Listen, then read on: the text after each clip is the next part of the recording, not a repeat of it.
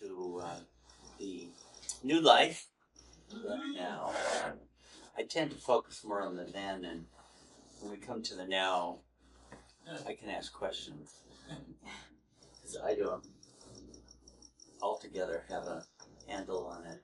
But yesterday we talked about the inauguration of the new life and the training period, Baba said, would run from October 16th to December 31st, 1949. And during that period, Baba was willing to forgive certain lapses and failures.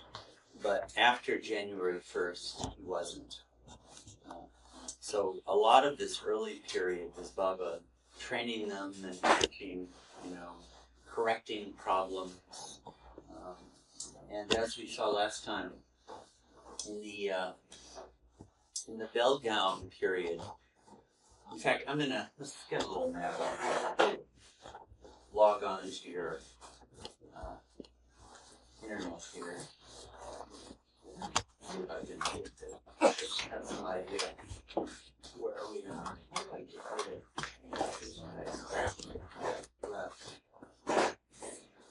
Anyway, this is India.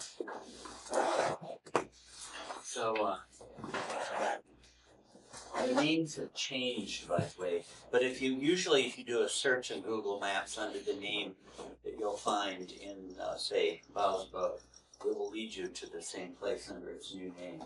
So here's Ahmednagar right here, right? So they walked about this far and then took bus and train down to where the heck is it? Right there. Right where your arrow's pointing. Little.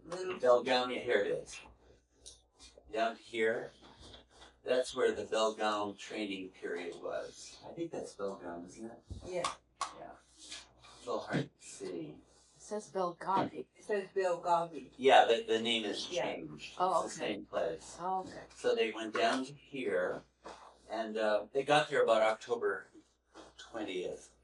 And I think on November 12th then, they traveled by train up through Pune to Mumbai, up to, it's probably going to be called Kashi, Varanasi. Here it is, Varanasi, which is the same thing as Benares, right? You see Varanasi right here? Yes. Oh, yeah. So you see that's a real major shift up to North India.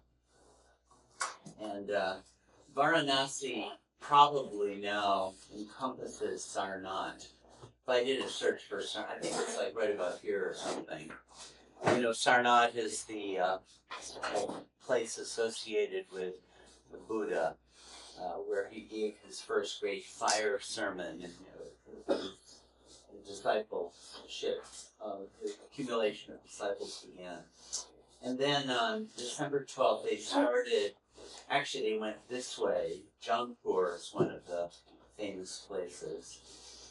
And with a whole caravan, so that's where we're really starting today. They had this caravan. If you've been to Mirza, it's there. If you're on the men's side, right next to the blue bus, and you go through that passageway and go under that door, the New Life Caravan is right on the right. It used to be a place you could take naps. I don't know if they allow that anymore. So you could say I'm, showing my deference to the New Life because the women model used to sleep there, so I have to take a nap to honor them. See, that's the kind of New Life that I really excuses. So they went up to Dehradun. You see Dehradun right here? It looks like it's in the mountains, but it's actually not. It's in a valley. And it's not far above sea level, even though there's a mountain range right here. And here is Rishikesh. Is that what it says? I can't quite see. I think that's probably Rishikesh. If you hover over it, it pops up. Yeah. So, yeah. and Haridwar is 30 kilometers away. So these places, Dehradun, Rishikesh, Haridwar, are close to each other. And Rishikesh is famous to this very day as the site of all these ashrams. And Haridwar, about here, is where the Kumbh Mela was held that year. And are you acquainted with the Kumbh Mela? You've heard of that? It's a huge gathering of Hindus and Buddhists and Jains, and I don't think Muslims attend very much. And I think there might be 20, 30 million people come. It's been characterized as the biggest gathering in the whole world. So Baba was there a lot. And then in April, May, he shifted down to Delhi. So now where's Delhi? Right. Oh, Here the it is. big one. Yeah, down here. So that's about, I don't know, 5-hour trip or so. But we're still in North India. And it's here, so I'm just sketching what's coming up, that Baba had the companions join temporarily restricted Plan B. We'll get to that in a minute. So the New Life has all this bureaucracy. And under that rubric, they started the New Life ghee business. Do you know what ghee is? Probably a lot of people do. Purified butter. Yeah, purified butter, and it's some of the best cooking oil, I guess. In India, it's used a lot. I don't know, some people use it here. I don't know if it's quite so common. And the business only lasted about 2 weeks. Even though they really did it 100%. But they were producing all this really high-grade ghee, and they couldn't sell it because all the ghee on the market is adulterated and much cheaper. So they went out of business in about 2 weeks. Also, another thing about the ghee business is that this was May in Delhi. And, in America, high summer is July, August. Well, in India, it's April, May. So it's the peak of the summer. And Delhi is really hot. It's hotter than Ahmednagar. So they were having to work over these fires with cauldrons of cream being boiled. So it was really a arduous experience. And again, it's worth remembering, the Mandali had been through all sorts of stuff. There's no doubt about that. But like when they were with the caravan with all these animals, well, they weren't farmers, Farming is actually, I gather, a profession that entails a lot of knowledge and skill. It's not a joke at all, including managing livestock. And it's not like they had done that. And similarly, it's not like they knew how to make ghee, although they had some expert advice in it. So remember, these guys are plunging into these things that were very difficult for them. Well, in early June, Baba shifted completely from North India down to, let's see, where's Tara going? It's going to show up here somewhere. Yeah, here's Solapur. To the left, to the west. A little, yeah. Is it there? Here it is. Yeah. Satara, yeah. So, here's Pune, Ahmednagar is here, Pune, Satara. So Baba moved way, way south. So that period in North India ran from about November through June. And he really didn't spend much time in North India after that. Most of it, they call this South India, but I would characterize it more as kind of Central India. This is the Deccan Plateau. And Baba also did a lot in Hyderabad, which is right here. That's used to be the main city in Andhra Pradesh. Pradesh is the state, but there was a secession, and now it's a different state, Telangana. Andhra runs over this way to the Bay of Bengal.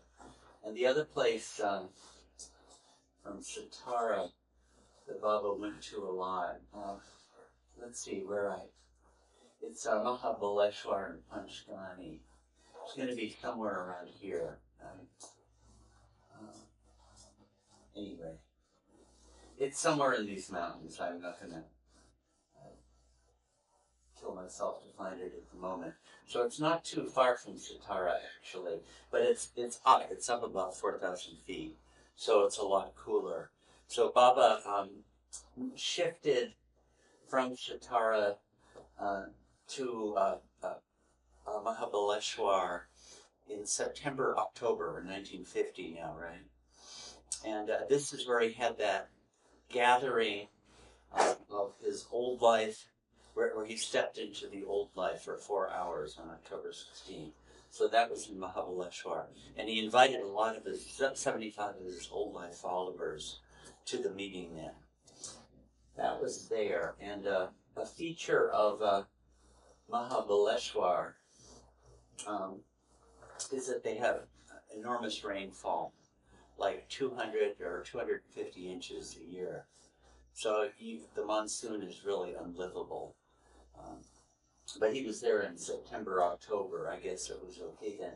And right after that, so we're looking ahead to, I have the map here. So we're in this area, Satara, Mahabaleswar, and this Panchgani in that neighborhood. Right after that gathering in October 16th, Baba collected money for those who wanted to donate for must and poor work. And if you ever look at the New Life circulars, which are on the Trust website, you can download them if you want. There's all this accounting. I think they got 23,000 some rupees. And in later circulars, there's totally detailed accounting for, in this city, Baba saw 5 musts and 3 poor people, and they had all these different categories. And this much money was spent on all of that. So this is another feature of the New Life, detailed, exacting accounting of money. And you can see nowadays with all the fraudulence and that goes on. Yeah. Did you want to say something here? No, just scratching. Yeah. So with this money, I can't show you all the places, but over the next 2 months or so, Baba traveled all over India with just a few mandali. Went up to Nepal. This was with this poor and must work. Some of the circulars talk about this. He went down to Calcutta, which is going to be here somewhere in Bengal. He went to a bunch of places in the Deccan Plateau. He went down to, it's called Gudur. It's, he didn't go to Bangalore, but it's down in that neighborhood. I think he might have, I don't think he went to Hyderabad then. And he went to Bombay and Pune, did a bunch of must work. So when you read about it, they were traveling. Man, when I look at, the prospect of someday being with Baba, it's like, I don't see how you could survive it. It was absolutely grueling. And that went on at the end of December. This is 1950 now, right? So a year and a few months into the New Life. Baba did go back to Mahabaleswar, where he had rented the quarters there. And one of the things that happened was that he invited some singers, Baba singers. Have you heard of Madhusudan? Madhusudan, some of you? He and his group of singers met Baba just before the New Life began. They had just heard of Baba and they wanted to meet Baba, but Baba was having these meetings to plan the New Life, and Adi said, well, you can't meet him, I can't bring it up, but when Baba goes from Mehrabad to Merazad, if you wait on the road at this particular spot, you might see him drive by in the car. You know, the Mandalay knew all these kind of loopholes, and that's why Baba was always kind of trying to close up the loopholes, but they knew them anyway. So Baba drove by, Adi driving, and Baba said, "Who's that?" And so Baba had them stop the car, and he met them there. And over the next year and a half in Pune, Madhusudan and Pratapa here. Did he come here? Yes. Pratapa here. He was one of Madhusudan's close friend, Madhusudan. A highly accomplished singer, and several others wrote all these songs to Baba, and I would say almost certainly Madhusudan is by far the most distinguished songwriter in the Baba world until the present time. He's written hundreds of songs. If you go to Baba's Samadhi, a great many of the songs you'll hear will be his, like Arati Swikaro, you know that one? Meharamana, or else Gate Chalo Gate. These are two famous ones, but many, many of the famous songs. So Baba actually invited them to come to Dehradun. They had been educated in Baba by Dr. Ghani, who was back in Pune, and Gadekar, and Kaksab, and Bailey, and other longtime disciples. Well, none of the disciples were invited, but Madhusudan and his group were. And Mera and the women listened in behind, a curtain. And it was interesting. They were they had written already a lot of marvelous songs, all in ecstatic love and devotion to Meher Baba. So isn't that a problem in the new life? So what Baba did was he had a picture of the old life Meher Baba put up and said, "Sing to him. Sing your heart out. But I can't accept any of this." So they had their first session. So that happened then. Okay, I'm going to just... So this is after all this frenetic travel. Then Baba went with several of his mandali. I hope this is helpful to get some idea of where these places are. He went to Hyderabad. Where's Hyderabad? Back up Oh, farther up, yeah. on the upper right. Oh, yeah, here we are. So there's Hyderabad, right? And Baba really liked Hyderabad. He said it has a great spiritual past. The Hyderabad people, one of their city chauvinistic boasts is that there are more mosques in Hyderabad than any other place. So if you want to sort of brag, we got more mosques than you do. And Baba went there, and a lot of the New Life work from this point actually was centered in Hyderabad. And he found a place to have a big meeting in June 1951, and also living quarters. And then Baba went back to Mahabaleswar, and this is worth remembering about the New Life because most people are not aware of it. He started what's called the 100-day seclusion from February 13th, 1951 to May 25th, maybe. And this was one of the most important seclusions of his whole life. And it was quite devastating, actually. When he came out of it, he looked like a wreck. And it clearly seems that a lot of the purpose of the must work that preceded it and of the seclusion itself was to give birth to Manonash. It very clearly seems that. When I was saying yesterday, it seems to me like in the second year of the New Life, Baba was doing work that nobody else could do. Well, who could do this, at the end of it, he had this meeting in Hyderabad. Yeah, we're up in Hyderabad, where he invited 75 of his old life followers, close people, to witness his declaration of what he called the God-determined step, the God-determined step. And at the meeting, he explained it was Manonash. The Manonash period was going to begin on October 16th, 1951, right? So 2 years into it. And it began in Hyderabad, this, the Manonash cave, one of the great Baba places. And from there,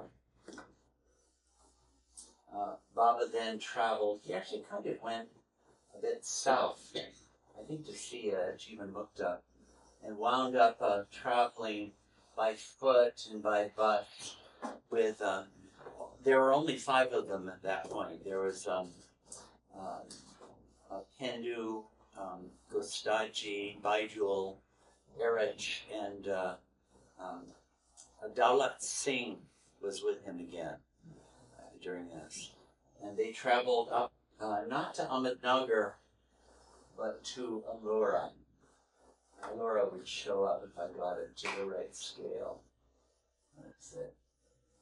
I'm not seeing it at the moment, but it's kind of north of Ahmednagar a bit.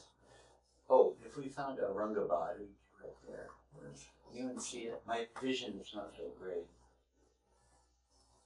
Let's see. Anyway, it's north of Ahmednagar, maybe 100 miles or so. And 30 kilometers from Aurangabad are the Allura caves. So Baba did a whole bunch of work, Manonash work in that area.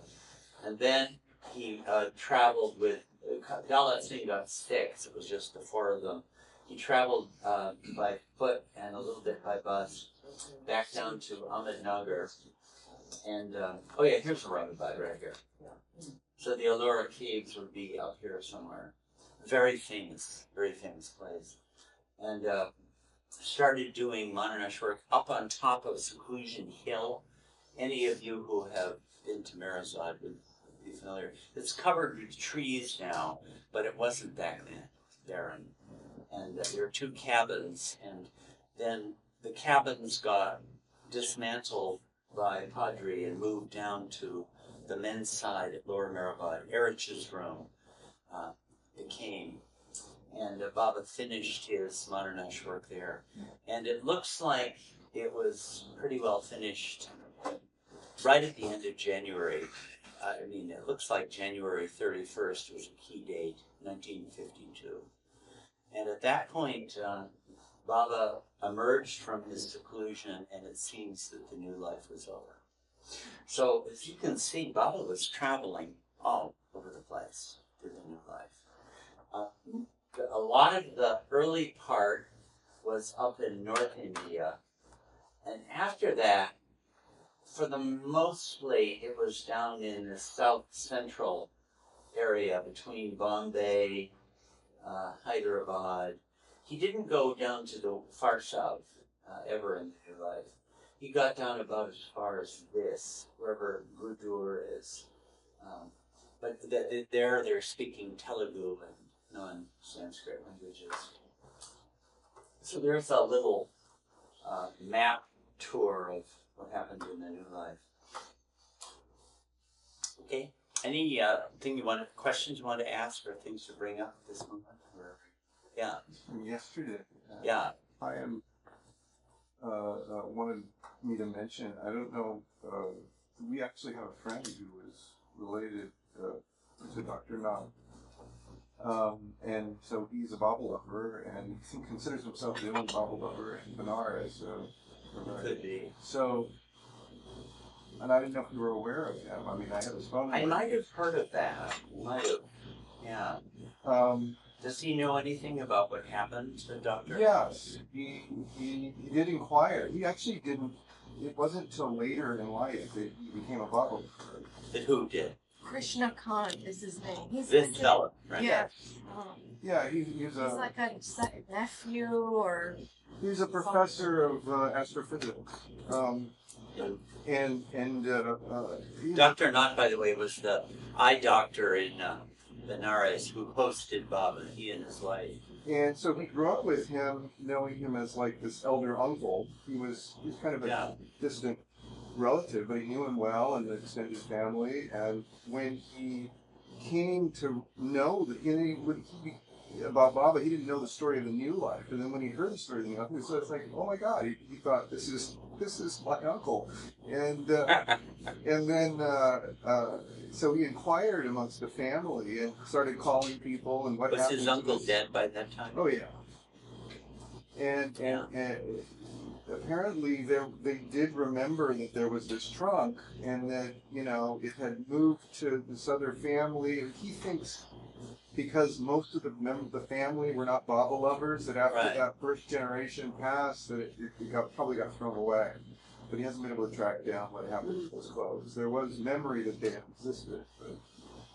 Yeah, they got all these. We said yesterday, Right. Baba was willing to accept the white horse, the camel cart, the 2 donkeys, and other things, on condition that he would accept their dirty clothes. But I mean, I could Which he did. put you in touch with them if that would be helpful at all. I wonder, I'd be curious what Dr. Nath said or thought about Baba after he left. He never reappeared in Baba's life story that I've ever heard about after rendering this incredible service, But, in my, studying the life of Baba, this has often struck me. There are certain people who played a big role at a certain time, and then they were out of the story from then on. And it looks like to me, their role was this much in this aspect, and it wasn't their destiny to become Baba's lovers in your, sort of like Baba lover, members of this group or that group. It wasn't their destiny. And I bet that's the case with Dr. Nath too. He had a glorious destiny, he and his wife, to render his service to Baba. And I'm sure in the future, something will come of that for him, for all of them. Yeah.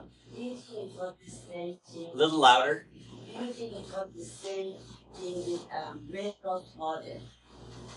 With what? Mehta's father? Do you feel it was the same situation with Mara's Father. father? Well, I am sure he's deeply connected to Baba.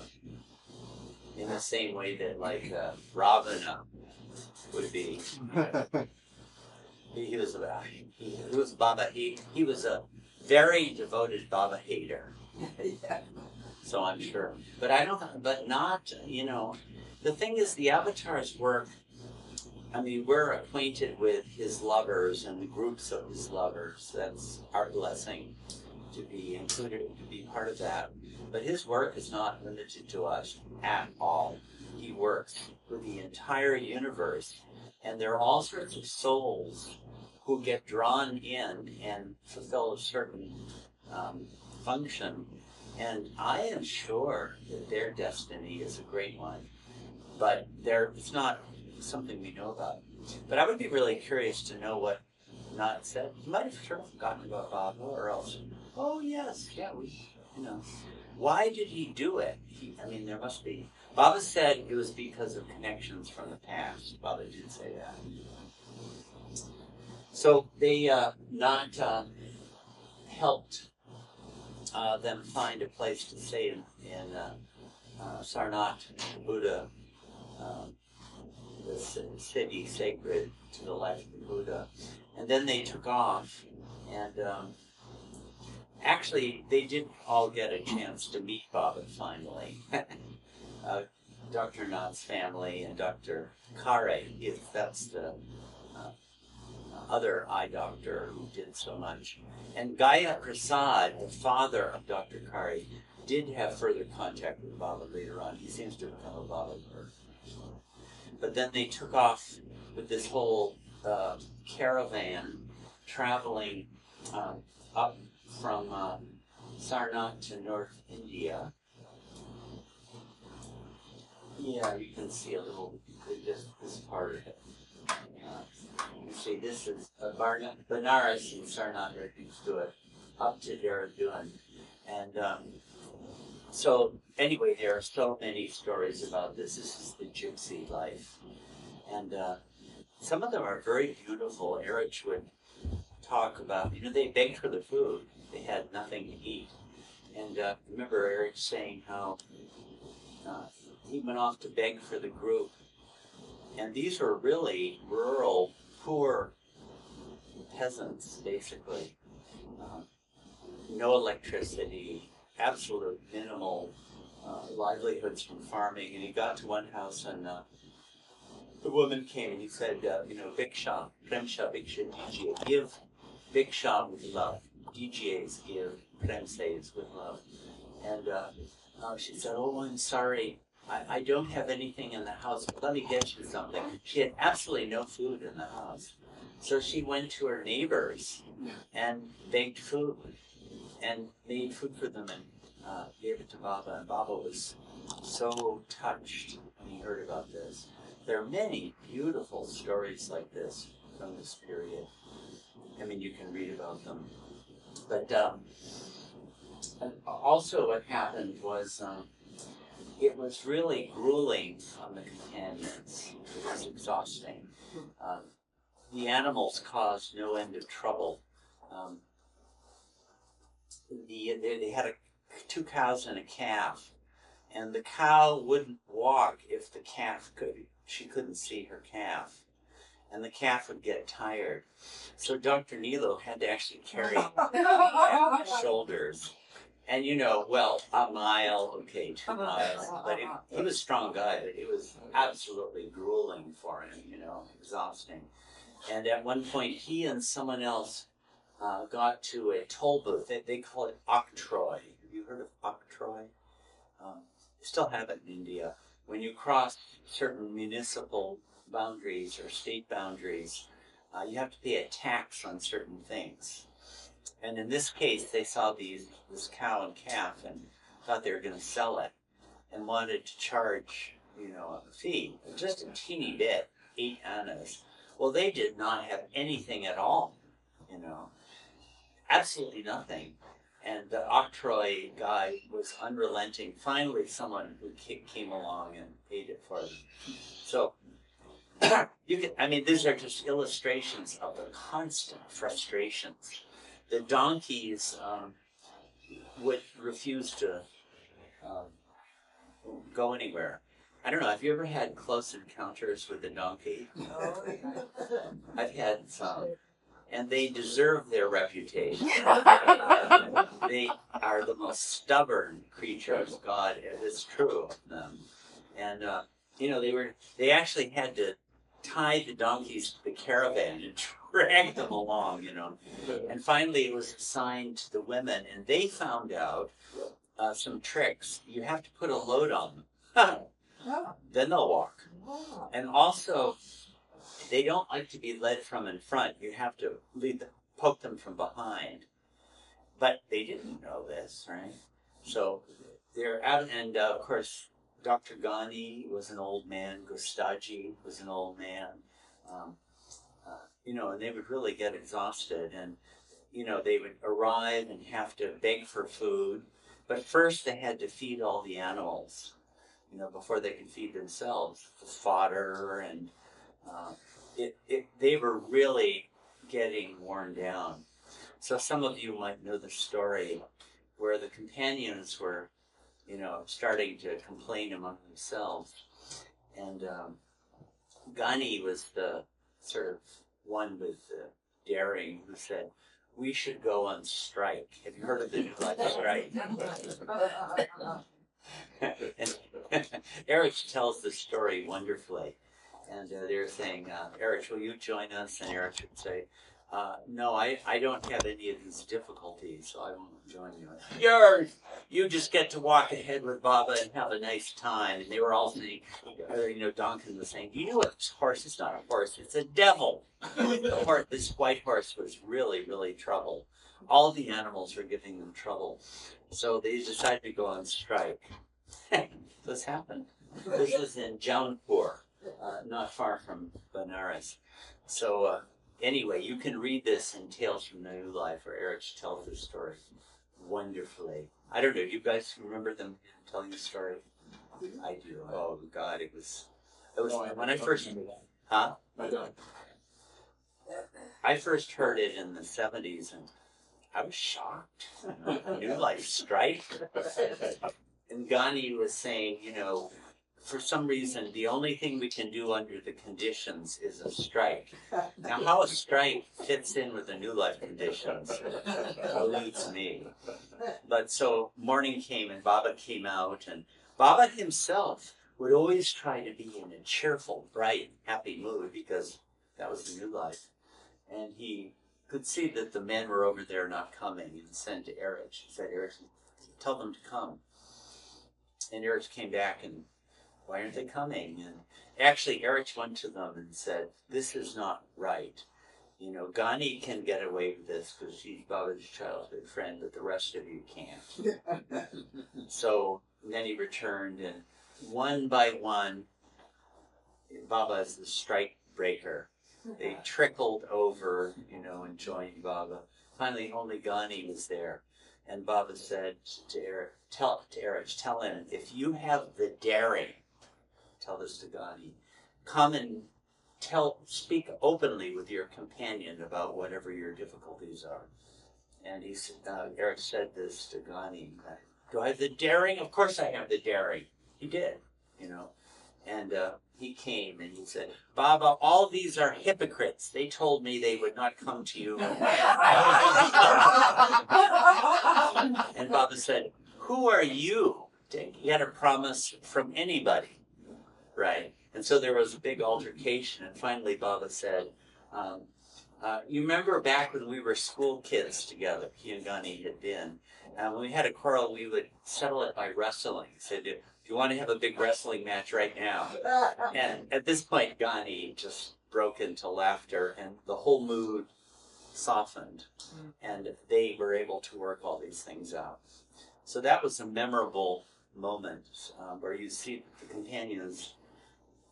I mean, a little bit later than this, to give an idea of, the difficulties, they were up to where Moradabad, where it was quite cold, and the men were all sleeping outside. The women slept in the caravan, but there was this downpour of rain, and it was freezing cold, and they just got totally soaked, And in the morning, Gustaji couldn't even move. He was an old man, and people aged faster back in those days. So it was really quite arduous for them. Some other things that happened during this trip, they needed money for the fodder for the animals. They were running out of money. And Baba had set aside, with one of the arrangement wallas, 1,000 rupees for each companion, in case they were, sent away from the New Life. There would be some little nest egg, plus 100 rupees travel.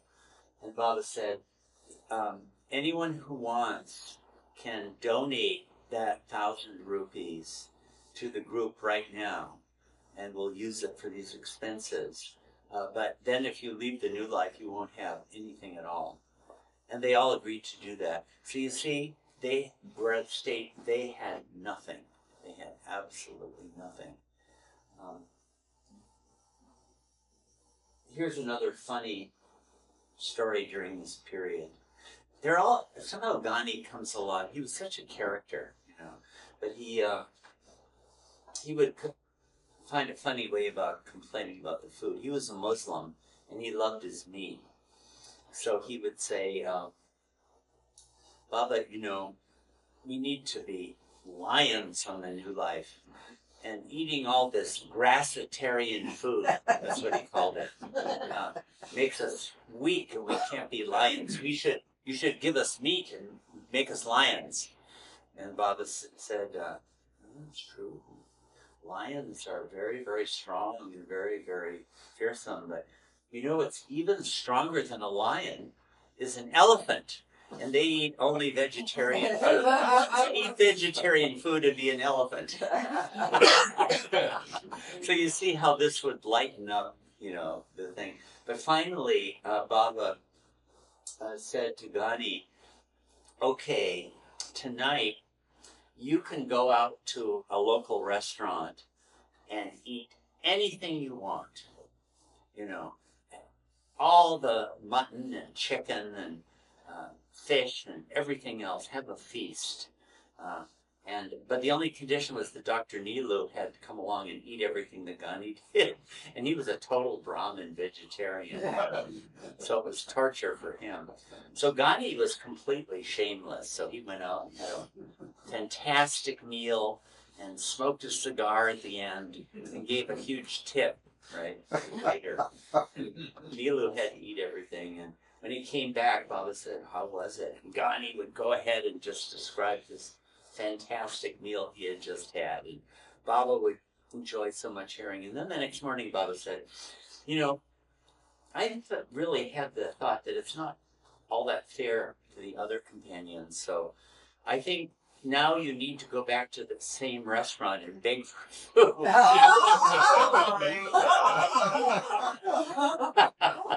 So he had given this big tip to David.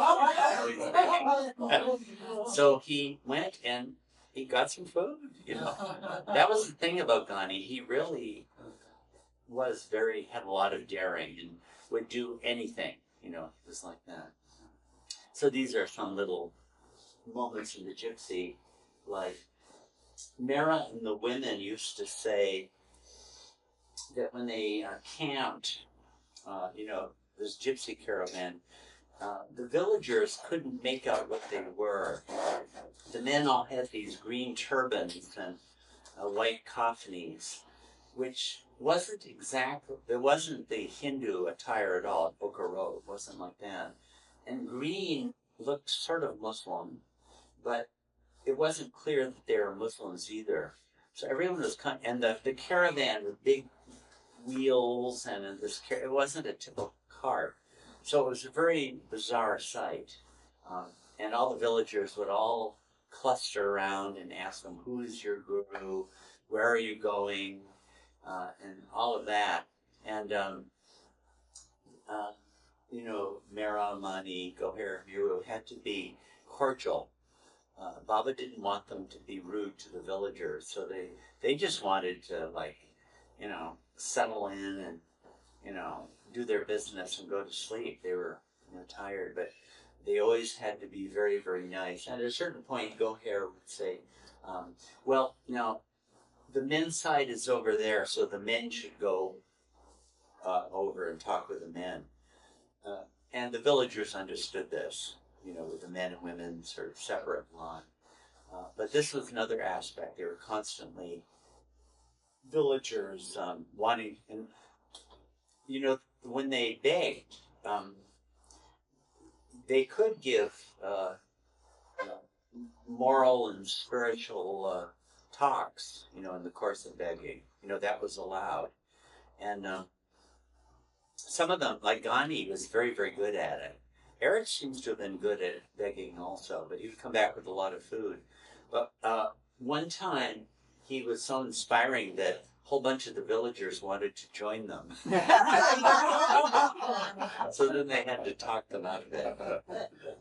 And they were going up to Haridwar for the Kumbh Mela, so people knew that was in prospect. So one time, Mani had done something to one of her feet. She was limping. So Baba saw her and told her, "You and Mera get into the caravan pulled by these bullocks." And so she was riding. Before this, someone came by with a tonga or a cart, and he saw, her limping and said, "Why don't you get up? I'll give you a ride." And Mani said, "Oh no, we're going to Hardwar. We want to walk." She was a little bit uppity about the way she said it. And he said, "Oh, deep respect, for these women walking all the way to Hardwar. Wouldn't take a ride." Right after that, Baba told her to get into the caravan, cart, and they were riding along, and suddenly she realized she was passing this very man, and he looked at her, and he was so hurt that she had just lied to him, and she just wanted to hang her head in shame. And 2 minutes later, Baba came and said, "Okay, now get down." So you had to go through every kind of humiliation in your life. These are some of the episodes. And the last thing I'll mention about this phase is up here. Oops, I guess I've already expanded. Let's see. Right here you see Moradabad right here. They were going up to Dehradun, so they were most of the way. And Baba had what he called a vacuum period. This was right at the end of the training period. There was going to be a vacuum period between that and the beginning of the new life proper. Baba one time compared this to when you die, you have 3 or 4 days where you're associated with your body and then you've gone to heaven or hell. And this vacuum period was like that. And they didn't beg, and they just stayed in Moradabad. But they were really, really having trouble with the cold, because it gets quite cold there. It freezes. And they weren't, of course, accustomed to this. But I would think for most people, I grew up in Wisconsin, that to sleep goes down to 30 degrees with sleeping outside, 25 with a cotton sheet, and that's all. So it was really, and they didn't have warm clothes for the day at all. And all of a sudden, someone showed up. And we get in now into the period where some of the North India people come into the story. There was a Baba lover from Delhi named Harjawan Lal, lawyer, and really a great lover of Mayor Baba. And he had been following the progress of the group. Adi had made contact with him for certain things. And on his own, he bought 2,000 rupees worth of clothing of all types. And with his son and his, I think, secretary, somebody sent it. And they showed up with this whole cart of warm clothing. But actually, he had contacted Baba just before, and Baba said, "Just send your secretary, no one else." But his son was there also. So Baba was saying, "This is breaking my orders." And the son is 10 or 12, and when Baba said this, and Baba was obviously displeased, he passed out and cranked his head on a stone. And everyone was afraid he had fractured his skull, actually. But later on, his name is Inder Singh. He said when he saw Baba, he saw like the light of 1,000 suns. He had some kind of experience. He is still alive, and he's in England. And I wonder if anyone has gotten in touch with him. I think he kept in contact with Baba the rest of his life. So all this clothing came as a godsend right at the moment where they most needed it. So you see, this is another new life thing. Just when they absolutely needed something, it would come through. So these are some of the stories of the gypsy phase. And that was it for the gypsy phase in the new life. They never did that again in the same way. So any comments or questions or anything about this whole period? When you say the new life ended January 31st, If I had to give a single date, I would say January 31st, 1952. okay. Baba didn't exactly say so, but that was right around then that the big change occurred. So this was still 1949, right at the beginning. So the next was a part of the new life, was a whole phase. Let's see if we have some people, some faces we can look at. Some of these. Yeah, here's Baba begging at Dr. Nath's house. Much earlier. Yeah, there's the caravan. You see, it's not a traditional Indian cart at all, with those big wheels put on. And so the villagers would say, what kind of a contraption is this? You can see down below, so. There it is. I think it's from the time there. So pulled by these bullocks. Padre built that, right? Huh? Did Padre build it? Yeah, he got it fabricated. I think it was built at Sarosh Motor Works, but Padre oversaw it. And Padre brought it up, too. Yeah, here's Dr. Ghani, of course. He brought it up to Benares. So he wound up doing a lot for the new life. So here are two of the important people connected with the Dehradun stay. These two. Keki, Baba changed his name to Keka Nalawala and Keki Desai. Keka Nalawala is, Nashawan, the editor of the Globe magazine. That's his father. And when Baba stayed in Dehradun, Nashwan was a kid. He had been born. He got to know Baba during that period. He had an older sister also. And Keka's wife, Freni, became a very, right that period, a very close, devoted Baba lover, and remained so. She died about 2 years ago or so. And this other one, Keki Desai, actually his daughter. Are you familiar with these booklets by Rustam Falahati? Yes. There's a whole series of them. And he's married to Keki Desai's daughter. Wow. And Keki Desai was from Delhi. And when they started the New Life business, they used his apartment as the manufacturing center. So I think his wife went out of town. I mean, it wasn't a great place to live while that was going on, with 105 degrees and then a fire, a cauldron of boiling cream all the time. But just before the New Life began, Baba already had envisioned their spending time up in Dehradun. And he called Keki Desai down and said, I need to have some property with a house and a well. And I think Baba gave him 26,000 rupees or something. And there are other conditions. I've forgotten what they were. 5 acres, but other things that made it difficult to buy the property. And Keki said, can I get help from my friend, Keki Nalawala, Keka?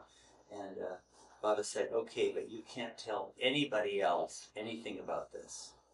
So after 2 months, he hadn't found anything, and he told Baba, and Baba sent a 3-page telegram saying, if you can't find something within 24 hours, I'm canceling the whole deal.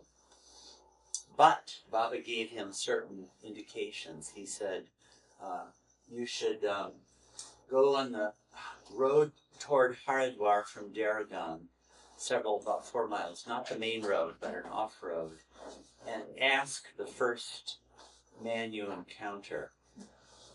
So he got someone else who knew that area, and they went down there, and suddenly this friend that we were with recognized Kumar. Do you know Kumar? You've heard of Kumar? Who wasn't a babalar then. He had never heard of Baba. He's Amrit's father. And he had, I think I told this story yesterday, right? He had been a revolutionary against the British and had been put in jail, actually, for a long term. Did I tell this story yesterday? Not that I remember. So there's that, you know the story? Yeah. It's a wonderful story. He was probably a communist and atheist, and, but he was really feeling like desperate. He had no prospects of getting out of jail, foreseeably. And suddenly, one night he said, Mr. God, because he didn't know how to address God. His family was religious, but he wasn't. He said, if you really exist, let me out of prison tomorrow morning by 5 a.m. Because, you know, it had to happen this way so that he would know that God had done it. Because they never would, the guards wouldn't even have come by that time. And he said, if you do, I'll faithfully serve you the rest of my life. And early the next morning, there was a knock at his door, and the guard came and said, pack your belongings, we're letting you out. So he was out. This was in 1945. And then Baba, later on, after the New Life, the story of his imprisonment came up. And Baba said to him, I've kept my promise, now you keep yours. And he remembered all of this. And then it was then that before that he felt Baba was a great soul, but at that point he said Baba is God. So this is one of these characters who is quite a leader and quite a political radical, actually, who became wound into the story. Anyway, it was him that they, Keki Nalawa and Keki Desai and his friend recognized Kumar and, hi, hello, and then he said, we need to find a place, 5 acres of property. Do you have any idea where we could? And Kumar said, yeah, I think I could do that. And he said, well, we need to have a house and a well. And he said, okay. And then he said, well, we need to close the deal within 24 hours. And Kumar said, well, I think I could do it within 2 hours. So that's where that property came from. And it was, Baba put up 26,000 rupees, and I think it was in the name of Erich, Keki, Desai, and Kaka. So they did have this property when they got there. There was nothing on it yet. So that, have you had Nashua on here talking about the New Life? Has he come to LA about that? Yeah. About the New Life. Focused on I remember him talking something about it. Yeah. Well, he would be the one to talk about it because he was there. He was just a kid, but he remembers it. And it was his parents. And their house was like right next door. So this was Baba's headquarters in North India for about 6 months. Okay, there are so many other things we could talk about, but I want to get to, I can't fail to mention this other story, actually. When they got there to Dehradun, they came by train the last 60 miles, and there was this man, Todi Singh, who was the sole supplier of cream to Kevinters, is the name of the company. And I think Kevinters might have been the leading provider of butter and cheese in India, you know. So he was the sole supplier of cream. So that was, he was a big shot. And he had a dream where he saw Baba, and Baba said, "Feed me." And he had heard of Baba somehow. And he went to someone named Kishan Singh in Delhi, and who he knew was connected with Baba. And Kishan Singh said, "Well, yes, I know where Baba is, but I can't say anything to you about it. But you could go talk to Keki Nalavala." So he went to Keki, who was in Dehradun, right? So Todi Singh had this cart with, ghee and other things, and went to Dehradun and went to Keki Nalawala and said, "I want to give this to Meher Baba. I had this dream." And Keki Nalawala was stuck because he couldn't say anything, but he said, "Well, no, I don't have anything for you." Todi Singh said, "Oh, I know you know. Come on." And but Keki Nalawala had this order from Baba, so he wound up spending the night. The next day, Baba's train arrived. There are many other stories connected with this. This is not the only one. And they were Keki and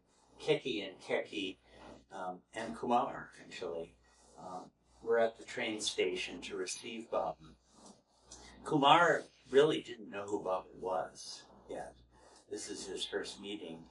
And there are various conversations, and Baba brought up the question, well, how will I get food while I'm here?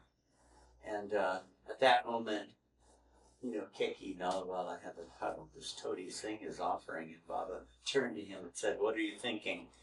And he said, "Well, Baba, I can't talk about it. It's old life." And Baba said, "When I ask you, you can talk." So he said, "This man, Todi Singh, came offering you food." And Baba said, "Call him in." So this wealthy man, he fell at Baba's feet, which is against the new life. But Baba gave him a lot of leeway. He was a really devotional sort of guy. And Baba said, "Could you feed me for a week?" And he was overjoyed. He went home and his whole family came. And they went to, they weren't at the Manjri Mafi quarters yet because the house wasn't finished. There was another place they were staying. And we're talking about a big businessman, right? And his whole family lived in the kitchen and did nothing but cook the whole week. So, man, they were feasted for an entire week. In fact, Mani would say, by the time they left, we were kind of wanting simpler food. It was so rich and so delicious. Feasts every night. Of course, they had been really hungry for a month. So here's another story of New Life, how someone just shows up like that. And he remained a Bible lover the rest of his life. And when they set up the ghee business, he was brought into the New Life for a couple of weeks because he would have known how to do that. He provided a lot of the equipment and he had the green supplies. So all these stories of people just showing up at exactly the right moment. Kumar, Todi Singh. Okay, this is another big part of the New Life. And these were the New Life plans. In late January, Baba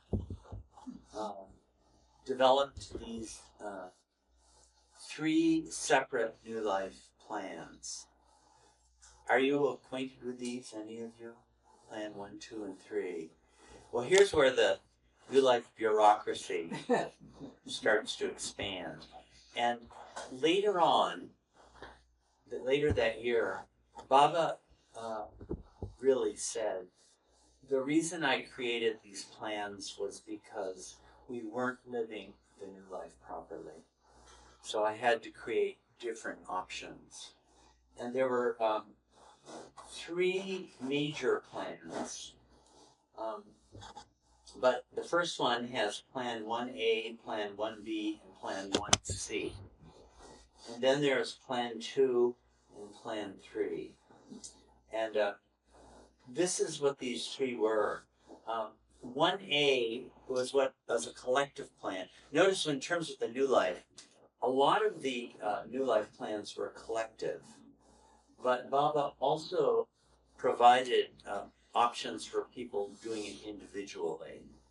So I would think in terms of the future, both those are there somehow or another. But 1A is the collective, and that would happen only if everyone joined it. And if it wasn't joined by everyone, 1B would be a plan for smaller groups to do the same thing, basically. And the idea was the three phases: the gypsy life, the langoti life, and the begging phase were done for them. It was just the labor phase. And they would take up some kind of work. They could be farming or a business or something else. And Baba would give them, I think it might be 16,000 rupees. You know, he got money from Merji when they all chipped in their 1,000 rupees as a loan. We get a loan of 16,000 to start up a business. And so these are all these conditions. All must cooperate with, I'm looking at 1A, with each other. All must adjust things to the ability, capacity, and to be that's sort of personality, personal habits of each one. Baba will give the group 10,000 rupees, 2 tongas, horses, carts, bullocks, as a basis for developing this plan. And there are all these, there are like 20 conditions for this. No begging or gypsying or langoti life. Earnings will belong collectively to the plan for whatever food and clothing you like, but nothing is personally owned. They can live on the property of Mantri, Mathi, or Dehradun. So if they were, and this is 1A, but 1B is the same for a limited number of people. So Baba said you could have daily association with Baba, talks with Baba. Baba wouldn't be overseeing their daily life in the same way. And it looks like this is part of what Baba actually wanted. That is, he felt himself under the burden of having to constantly correct them and check them and oversee them in terms of the new life. But later on, Baba said if he didn't do this, he was violating his oath, his own oath. But on the other hand, Baba said that he did not feel he could really do this because he wasn't living the new life perfectly either. In fact, he said, this is in April, several months later, he said, I've 60% overcome my old bad Meher Baba old life faults, but 40% are left. So I don't feel that I can kick you out of the new life for failing when I can't do it myself, right? So I think he wanted not to be under the burden of having constantly to check them and direct them and correct them all the time. And also, food was a problem. It always is, isn't it? Because people care about their food. And, there was always this, if not grumbling, sort of a smile covering the inner grumbling, So Baba didn't like that. So he wanted to be free from that.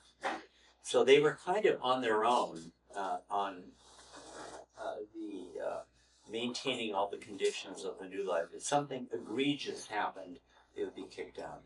Okay, so that's plan 1A.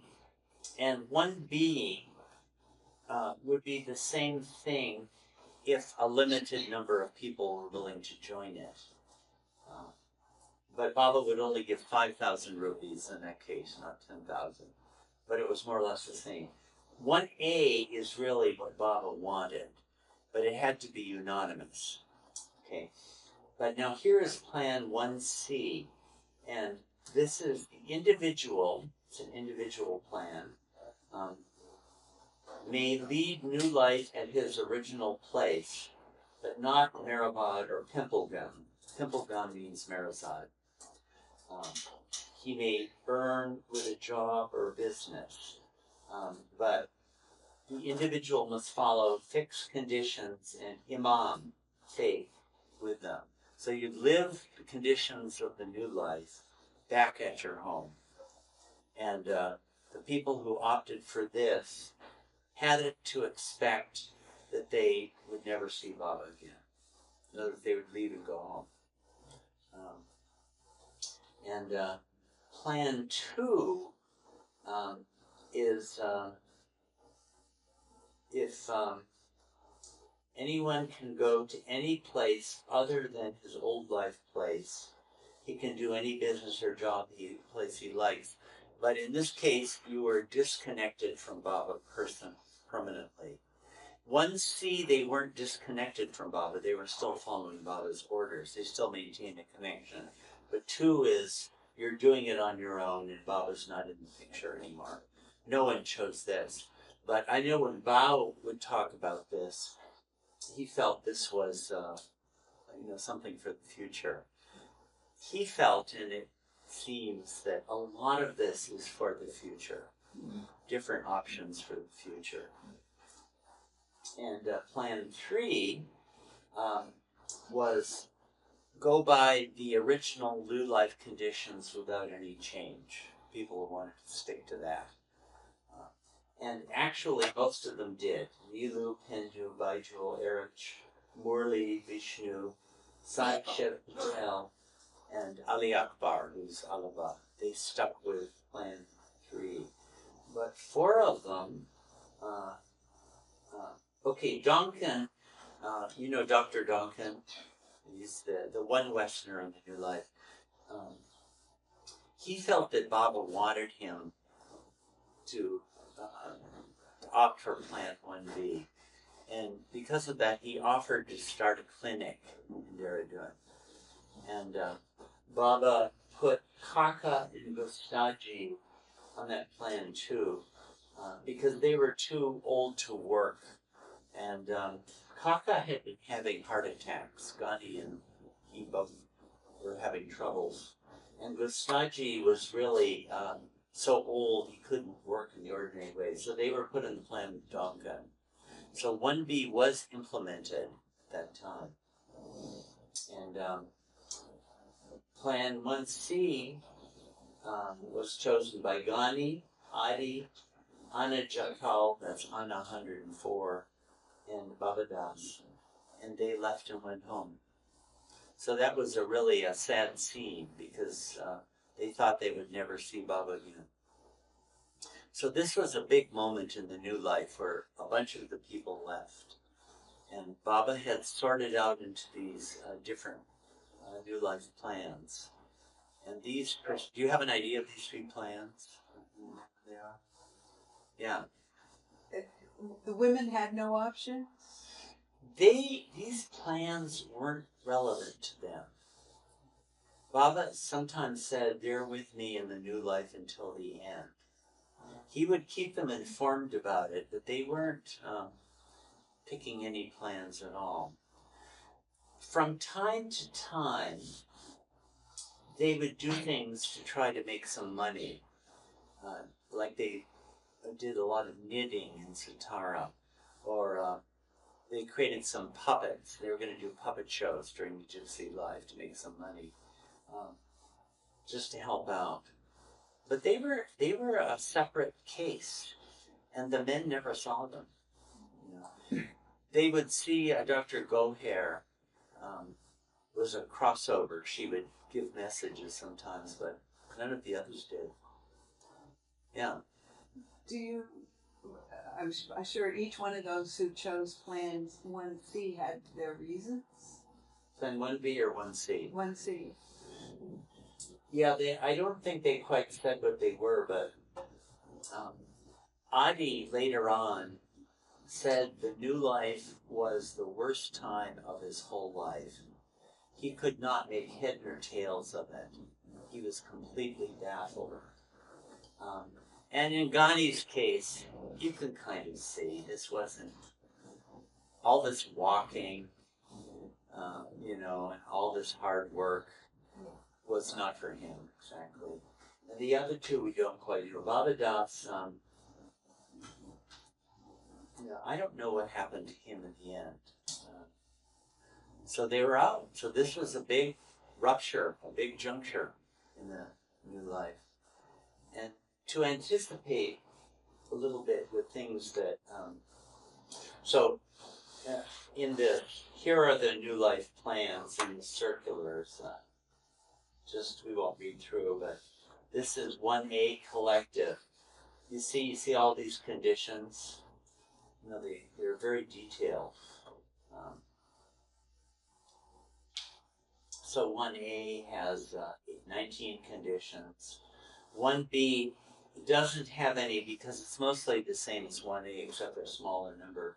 1C, the individual plan, there are 11 conditions there. Plan 2. So Plan 2 was kind of, you're off on your own. Your connection with Baba is over, but you're living the new life. No one chose that.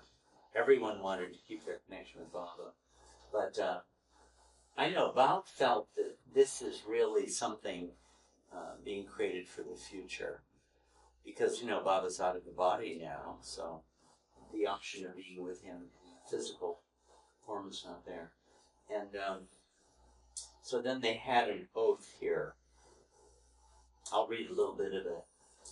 I will abide 100% by the conditions given today to me by Baba.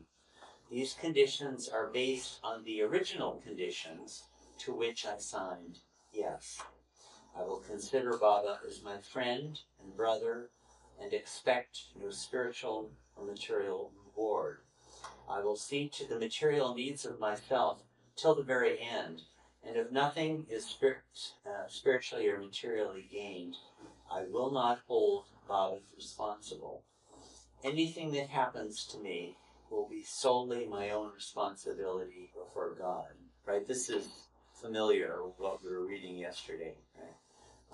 There will not be any spiritual or material connection with Baba. But I shall remain 100% a companion of Baba's new life if I follow the conditions 100%. And here, I'll just read a little bit. We've seen these things before. I would imagine in the future, like, this stuff will be used by people who try to live the new life. First and foremost, you must take it as an absolute and unqualified certainty that you will not receive even the slightest spiritual or material benefit, or indeed any benefit whatsoever. On the contrary, you must be prepared for every kind of disappointment and adversity. So when the new humanity comes, this is the Madison Avenue will be advertising this way. You can spend all your money on this product, and you should not expect it to work. You can't have any expectation from us who sold it to you. Oops. Sorry. Where is it? Oops.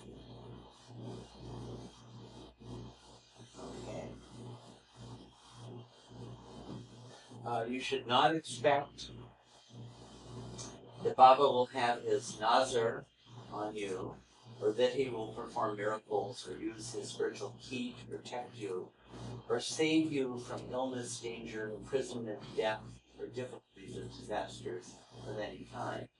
You will not touch women except when necessary. Your mother, wife, sister, daughter, or professionally when you are doing your doctor's profession. You will not enter politics. By the way, I haven't mentioned that, but throughout the new life, Baba was very insistent. No politics, no political discussions, no political involvements at all. That was always part of the new life. You will not express anger by word or deed to anyone, whatever the provocation, and you will not criticize anyone unfairly, either to his face or behind his back. Okay, this turns out to be an important one. Although you may at times feel anger in your mind, you must never express it by word or deed. You will tell no lies under any circumstances. Okay, no homage. You can't accept any homage or encourage homage to be paid to Baba. And if someone does show you homage, you have to repay it gesture for gesture. Okay. It must be clearly understood that although the conditions are absolutely binding on you all, Baba himself was not bound by or under any conditions, absolutely free for all time. Now, this clause is there, but Baba wound up not behaving this way. He would constantly check himself for violating the conditions, or say that he couldn't do it because it violated the conditions, or have people punish him when he expressed anger or anything like that. But under the law, he was free from them. The one and only thing, however, in which Baba not only is not free, but deliberately binds himself, is regarding the condition that you will not receive the slightest benefit of any kind whatsoever, and that you must be prepared for every kind of disappointment and adversity.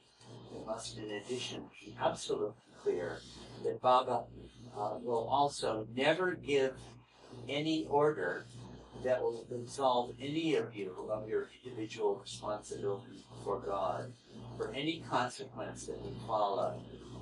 Yesterday we were reading, if Baba gives you an order and you following it puts you in jail, you're responsible.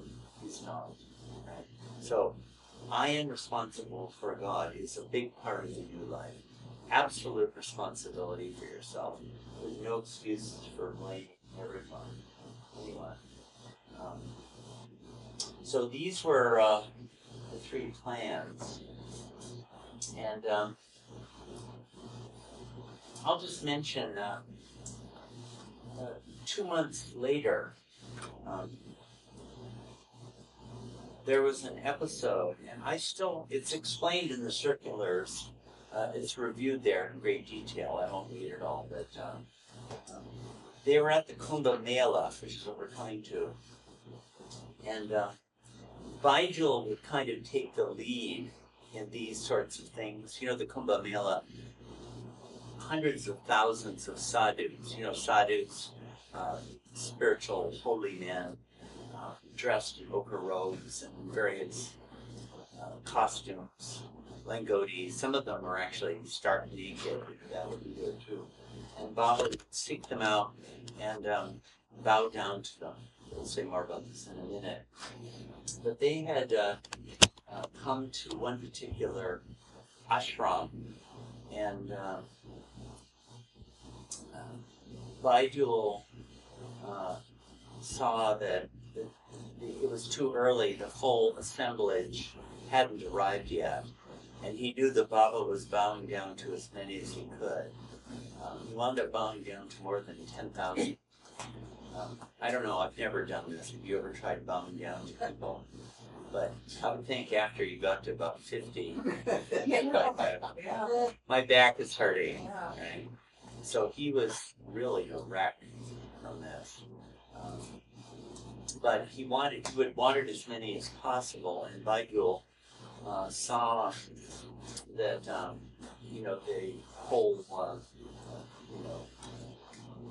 ashram wasn't full yet. All the sadhus hadn't arrived, so he was saying, "Baba, let's go on. Let's come back here."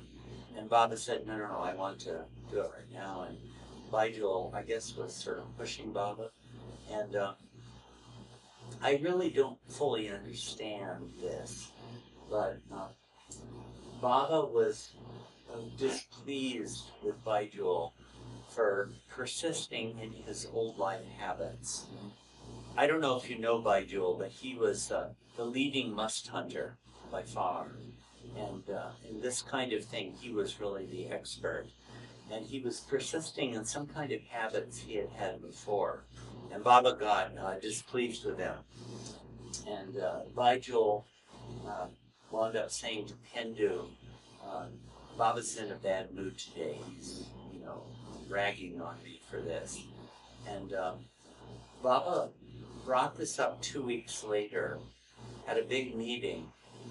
And I still don't fully understand it. But Baba was saying this, both Baijul's persistence in his old life habits, and was he criticizing?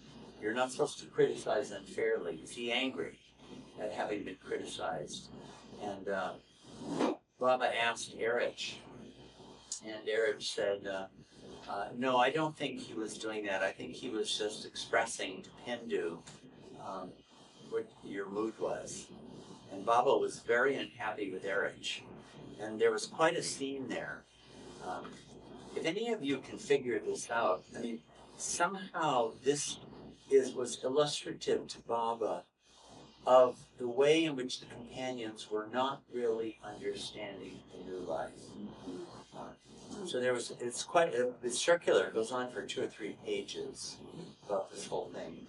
And Baba said, we're at this point, I can't correct you for this because I haven't corrected myself 100%, but I can't continue with Plan 3. And that was the original conditions, because there's a chasm between my understanding of the new life and yours. So I have to dissolve it. And what Baba wound up doing was having them all join what he called temporarily restricted Plan B. It sounds like, some of these government agencies could go to Baba for tips on what to name things. And that's where the ghee business came up. So the Plan 3 was closed then. So this is a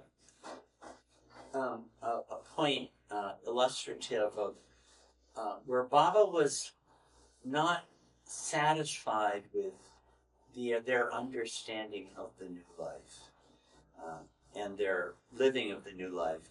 And he said later, a number of times, they have done 100% their best. I know that. But still, the new life has not been lived as I wanted. So if any of you can figure this out, I'd be interested. I find it puzzling. What exactly was it that Baba was unhappy with? Yeah. Is it possible that because it was the first time this event was happening? It was the first time. first time? Yeah. It was the first time that Avatar was going through Europe. Yeah, no, that's very likely, yeah. I mean, we don't know of other avatars who did anything quite like this. And, but I wish I had known about the new life to the extent that I do now, back when Erich was there, because I would have loved to ask him, really and truly and honestly, Erich, what was it that Baba was dissatisfied with? Really, what was it? Because I bet he would have understood, could have said a lot. I don't think I saw a critic of Baba could say, well, like this Mayor Baba just didn't like to be criticized and got pissed and came up with this big story about that. Well, I don't think that's the case. There was something about the way the new life was being lived that was fundamentally missing it in his view. Yeah. Yeah, so I find this a little similar to what Shirdi Sai Baba also did. So you mentioned was any other saint who did it. So speak very loudly. Okay, so Shirdi Sai Baba did something similar when you would undertake something new as an event, or suppose like a fair or something, coming up new for these Yeah. devotees. And when that particular event was going on, or it just started, or I was in the middle of it, and this is the very first time, he would throw a fit all of a sudden, and he would be mad at, and that's Yeah. what's written in the book. His Yeah. book. It's written, he would be mad, and he'd be like, and nobody understood why he's mad. Yeah. You know, why things are not working. Like he's initiated something quick. So I find that a little similar to what you just said about Mayor Baba doing this for, you know, starting with this program or, you know, exactly. So those Yeah. similarities that I saw. So Well, Baba did say later on that his personality integrated elements from his five masters, of whom Shirdi Sai Baba was one. And it seems like the main fault that Baba kept taking himself to account for was losing his temper. If you can, reading the book, see any other major fault of his, I'll read you something later, if I have a minute, from Manonash, where Baba dictated very fascinating about relating to this.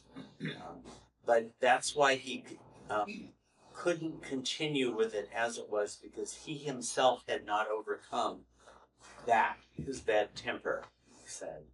And but the thing was, it seems that at the same time, Baba felt that until that time, he had kept accommodating to the weaknesses of the companions and not holding them to the standards as he should have done out of his feeling for them.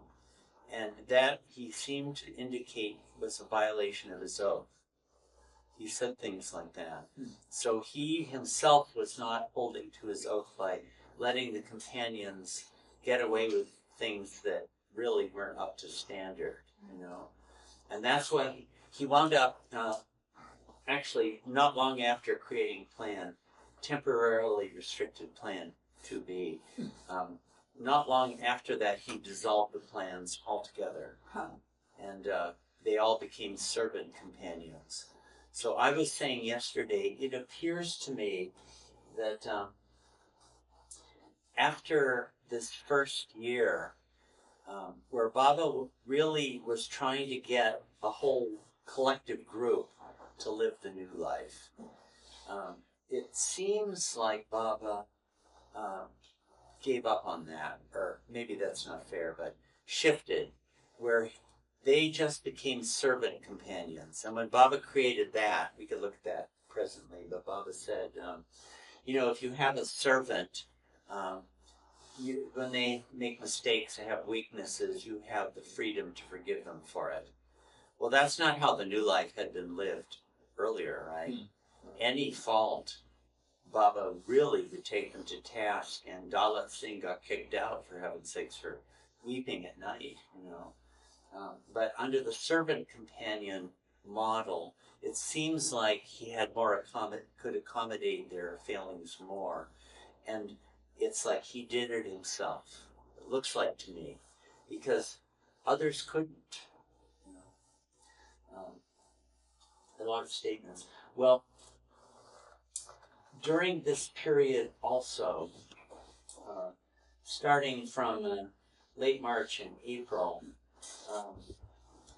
Baba began to do his work with the Kumbh Mela, and the place in Dehradun devoted to him was Manjri Mafi, is the name of it. It's still there. You can go there. It's now called Meher Mafi. I think Dara and Amrit, anyway, the Baba lovers in that area maintain the property. It's one of the important Baba places there. And, but Baba, that's where this house was built, where most of them stayed. The women stayed, and Dr. Duncan had his clinic there under Plan 1B. But Baba, with a few of the Mandali, got a little hut quite close to Hardwar. Hardwar is right in the Ganges. The Ganges comes out of the Himalayas right about there at Rishikesh, and it's a holy place. And Baba wanted some place, you know, it was like 50 kilometers from Dehradun to Haridwar. So to do that trip every day wasn't practical. So they got a very minimal sort of hut in this town called Motechur. I don't think anybody now has quite been able to figure out where this was. I think they've looked but haven't found it. But it was 5 miles from Hardwar, and Baba, with just a few companions, stayed there. And he would go into the Kumbh Mela every day. So if you can imagine, literally millions of people, I mean, huge crowds would come. And there were, I think, 3 or 4 of the most holy days, but the whole period of 3 or 4 weeks was a huge theme. And Baba would go from one sadhu to another and bow down at their feet and seek their blessings. And Baba did make a comment about this kind of work in the new life as opposed to other times. Where is it? It's here. Yeah. Baba said, during the old life, I used to contact musts, saints, walis, and sadhus for 2 reasons. The first was to take their darshan, and the second was in regard to my special work with them. And that I do not want to reveal, for it is a mystery. Right, so this is the old life. Have any of you read The Wayfarers by Dr. Duncan? Yeah. It's really a wonderful book. And it's superbly written. He really was a stylist, I think. So that will tell you about this. I was very particular then to keep an accurate record of all my contacts with big important musts, saints, and walis, and I would connect them again and again to the full extent until I was completely satisfied with the work done. Okay, that was the old life. But now, in the new life, there will be no distinction between big or small musts, right? Like a big must would be like a 6-plane, like a Karan Baba or Chati Baba. These are giants. And just a God-mad person. I mean, in his work earlier, these great musts were far, far more important than beginners, must beginners. But that's not true in the new life anymore. Saints, walis, or sadhus, nor is there any special work left to be done with them. I go to them only for their darshan and keep records for my personal satisfaction. Nevertheless, I must emphasize that this work is not just a pastime. It has a definite significance for me and has a reason behind it. So it seems that Baba's work with musts and with these other people, and poor too, was qualitatively completely different in the new life from what looked like similar work in the old life. And he didn't really explain it. Later on, in November, December, January of 50-51, Baba would bow down at the feet of musts and say, give your blessing that his work may be done. And he would just seek the blessing of these musts. And it was out in public. It wasn't a private session with Baba and musts. So this is a big part of the new life, this kind of thing. And Baba didn't really explain what it was about. But Baba would go out with a few of the Mahali and bow down. I think one day he bowed down to more than 1,000 of them. You can imagine, I've never done anything like this, but just to imagine it, what your back would be like after that. And I think Baba's spine was worn down and never fully recovered for the rest of his life. And part of it was because of the work he did at this time. So there are a couple of occasions where he went back to Dehradun and Mantri Mathi, where the other mandali were and the women were, and he was exhausted, you know. Although Nilu said his face was brilliant, but he was just a wreck. So there's a lot of this kind of thing in life. Okay, let's see. We jump quickly since I know the problem is I find it hard not to get interested in this. Big problem. So going down, Baba moved the whole scene of operations June down to Satara in the central Deccan, and a big part, I'll just move quickly, a big part of his focus over the next 3 months was preparing for a meeting on October 16th with his old life followers. So I'll just sort of skip over most of the Satara. Was not quite so eventful as the earlier times had been. But here are some of the things. What is this? Let's see. Sorry. Okay, there are all these events that happened. But this is where he wound up having the gathering in Mahabaleswar. This is what the buildings looked like when they took these photos. They're a bit decrepit by this time, but this was the Aga Khan's estate.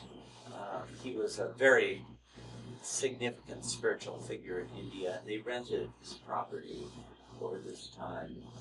And so Baba sent out a circular in which he invited his old life, actually there are 200, I think I said 75 earlier, 200 of his old life followers to come and be with him here. And here was the circular, and this is the first time anything like this had happened in life.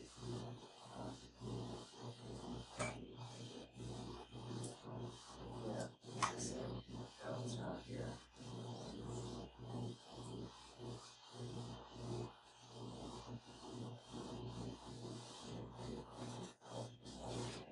Yeah, here it is.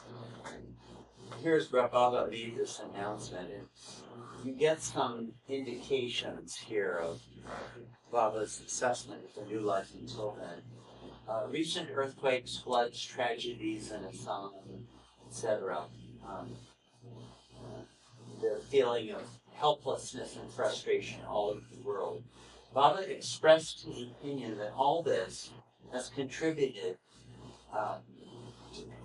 to some extent as a pointer towards the work of his new life picture, which he had formed when he set out from Ahmednagar in October 1949 to live his new life of helplessness and hopelessness. Baba adopted his new life on 16th October 1949. He tried to live the new life until 16th October 1950, but now the new life could not be lived as he wanted. With the experience of 12 months of the new life, Baba has definitely decided now not to adjust in the future individual requirements and tolerate individual weaknesses and laxity in obeying his orders and the conditions of the new life. This is what, I take this to be an indication of Baba's feeling that the new life hadn't been lived as it should be, and he really couldn't go with these plans anymore. And he was just going to have to do it himself and make some really basic changes. Baba also admits his own weakness in not fulfilling the conditions of the new life in the right spirit. His personal weakness in succumbing to temptation, anger, etc., and general weakness, and surrendering to his feelings for the companions. See, I think that was one of the dissatisfactions he had, has resulted in compromising his original oath taken in Hyderabad and the involvement of plans 1, 2, and 3, much contrary to his original oath. Also, old life bojas, and we haven't talked about this, but a boja is a complicated mess. And there was problems with Dr. Ghani's house, his wife's house, and 2 houses owned by Sadashev Patel. And they had pledged the sale and monies from these houses to Baba. And all these complications came up and they wanted the money back. And this was all talked about in the circulars, right? And the circulars went out all over India. So it's not like Baba tried to hush it up. In fact, Baba had appealed to his old life followers to contribute towards funds to pay back Gandhi and to pay back Sadashev Patel. There are whole circulars on this. So you see, another part of the new life is openness, transparency. You don't try to hide your faults. You don't try to hide your weaknesses and failings. You're right up front with everybody about it. Right?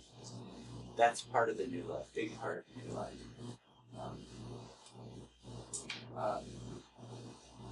Much contrary, also old life boja funds like bojas like Dr. Ghani and Sadashev Patel's cropped up in the meanwhile and had to be adjusted and settled accordingly. God willing, nothing of this kind will be repeated from October 16, 1950. Also, says Baba. So Baba wanted a change. So I would really say from this date on, there was a very fundamental change in the new life happening. Because of this experience, Baba has resolved even to free his present lifelong servant companions. I hadn't mentioned this, but he had dissolved the Plan 1B, and they had become servant companions. I won't read it, we don't have the time for it, but this was a new role for those who are in the new life. All the other plans were gone, were completely dissolved. And they, the servant companions, had to serve Baba for the rest of their life.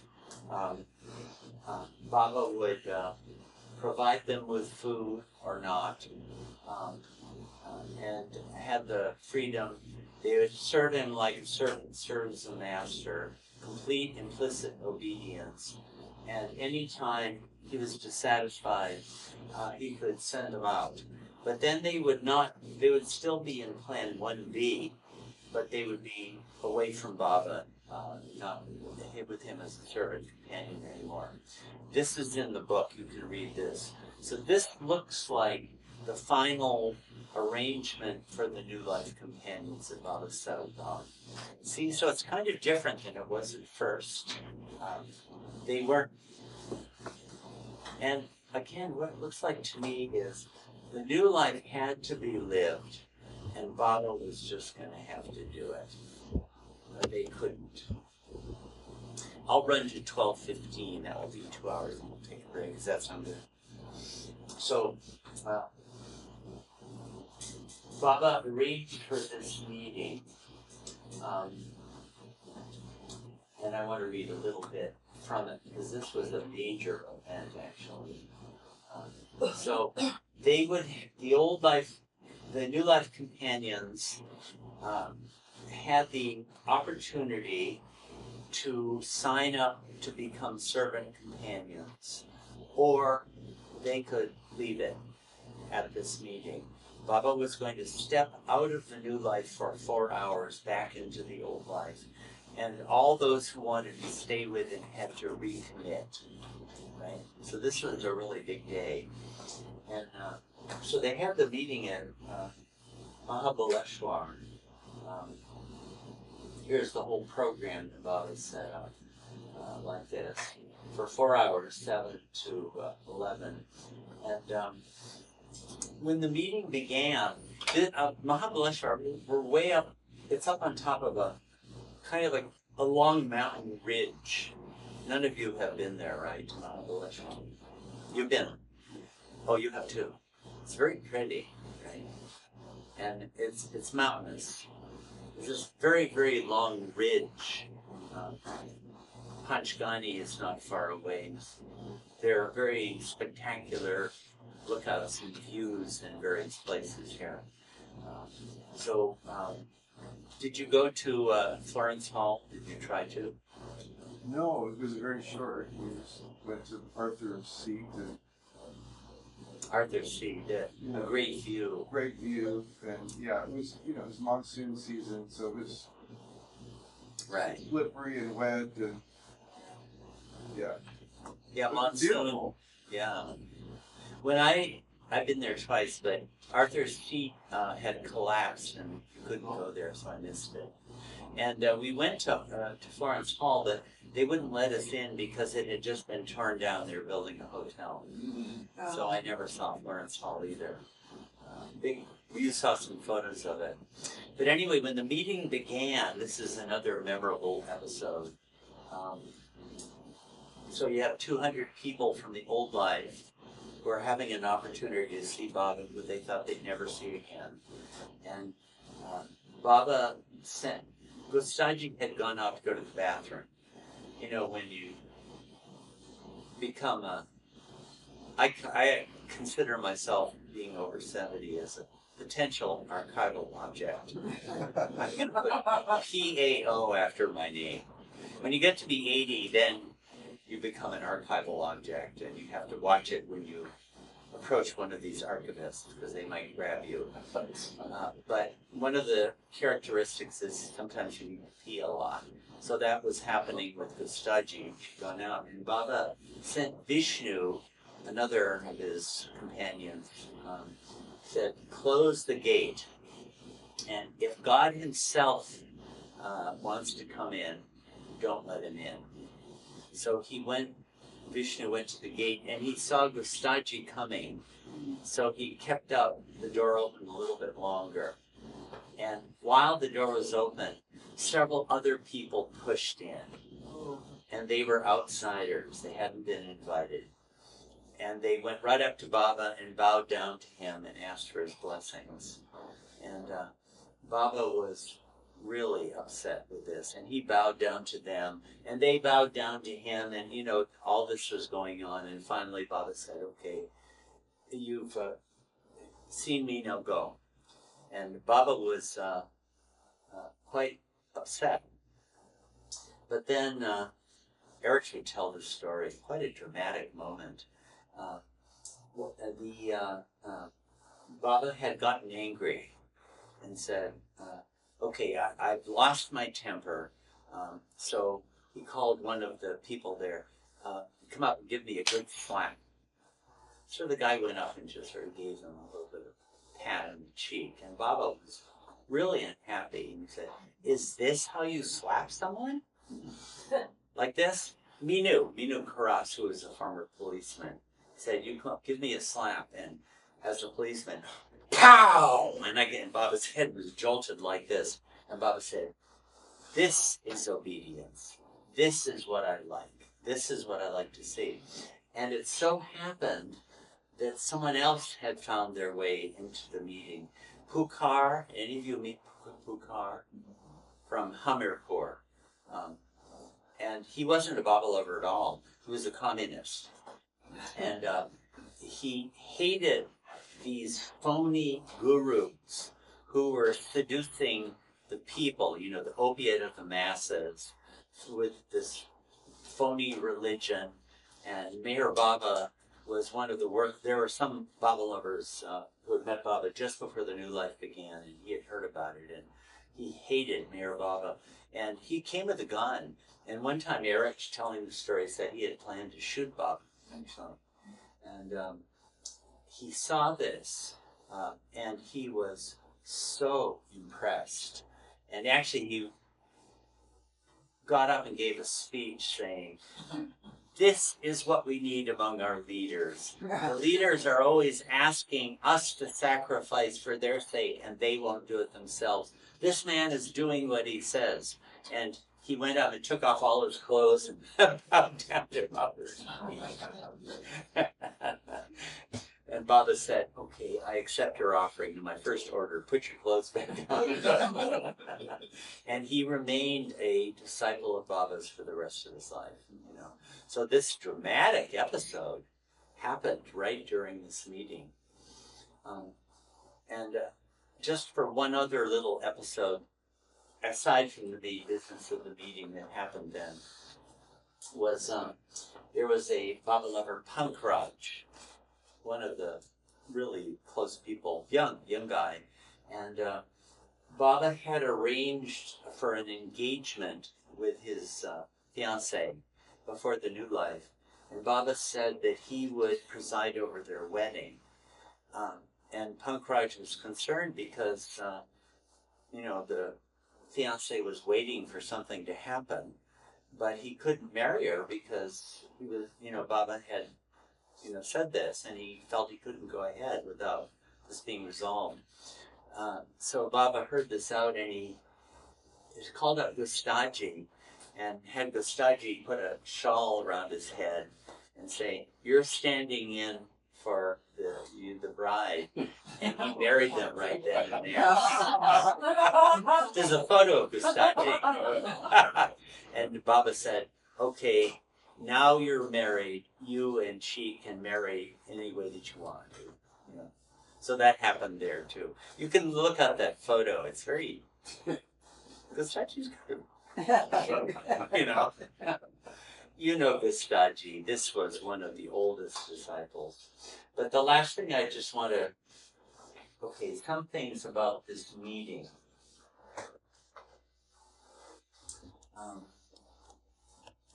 There is a list of conditions. Where is it? Number 8. Yeah, Baba had a whole bunch of events here, but I wanted to draw your attention to this. Baba then pointed out the chart displayed on the wall, which depicted 2 aspects of his eternally existing old and new life on either side of his photograph, right? So on the wall behind there's a photo with a placard there. Pasted in the center, old life on the right side of Baba's picture represented perfect divinity, divine man, and the new life to the left side represented perfect humility, ordinary man.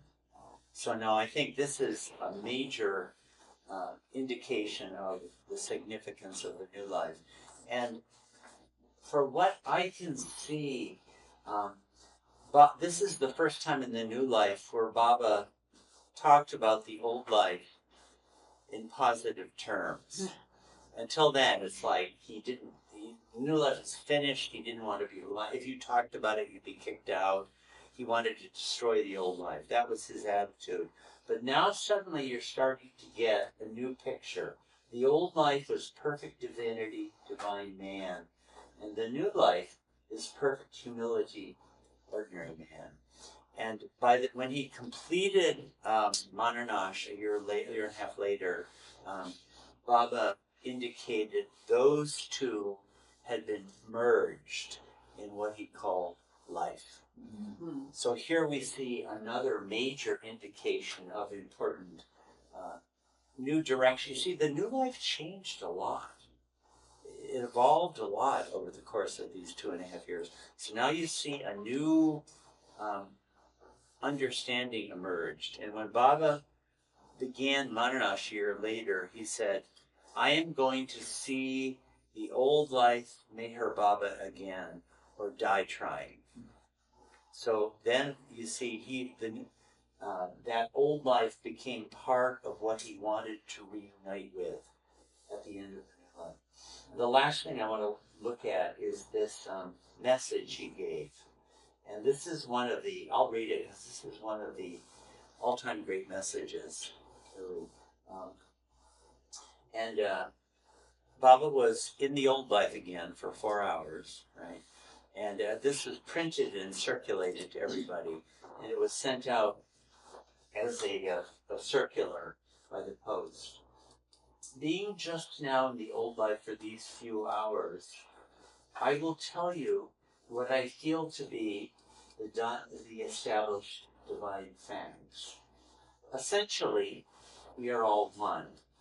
The feeling of our being otherwise is due to ignorance. Soul desires consciousness to know itself, but in its progress towards this goal, which it cannot realize independently of creation, it must undergo the experience which it gathers as the individualized ego, and which is all imagination. Thus, it is faced at the outset with ignorance instead of knowledge. Dual forms and illusory creations are the outcome of ignorance. Birth and death, happiness and misery, virtue and sin, good and bad, all are equally the manifestation of the same ignorance. You were never born and will never die. You never suffered and will never suffer. You ever were and ever will be, as separation exists only in imagination. Soul undergoes experience through innumerable forms, and as king and beggar, rich and poor, tall and short, strong and weak, beautiful and ugly, of killing, being killed. All these experiences must transpire as long as the soul, though it is one in reality and undivided, imagines separateness as itself. When soul is bereft of the impressions of these illusory experiences, it becomes naked as in its origin, to become now fully conscious of its unity with the Oversoul, which is one, indivisible, real, and infinite. The soul becomes free of the binding of impressions through various paths, and love is the most important of these paths, leading to the realization of God. We haven't seen a lot of talk about love in the new life, but it comes up here. Through this love, the soul becomes entirely absorbed in God, ultimately forgetting itself completely. It is then that all of a sudden, knowledge comes as swiftly as the lightning bolt, which burns to ashes all that it falls upon. This knowledge uproots illusions, doubts, and worries, and apparent sufferings are instantaneously replaced by everlasting peace and eternal bliss, which is the goal of all existence. Soul, now free from its illusions, realizes its original unity of being. And now this is a wonderful paragraph. Let us not hope, hopeless and helpless, right? Let us not hope, because this knowledge is beyond hoping and wanting. Let us not reason, because this knowledge cannot be comprehended or thought of. Let us not doubt, because this knowledge is the certainty of certainties. Let us not live the life of the senses, because the lusty, greedy, false, and impure mind cannot reach this knowledge. Let us love God as the soul of our souls, and in the height of this love lies this knowledge. The divinely perfect ones can bestow this knowledge on anyone they like, and whenever they like. May we all gain this knowledge soon. Mahabaleswar, October 1950. I think that's one of the really immortal messages that Bob gave, right in the center of your life. So with that, why don't we go big for our lunch?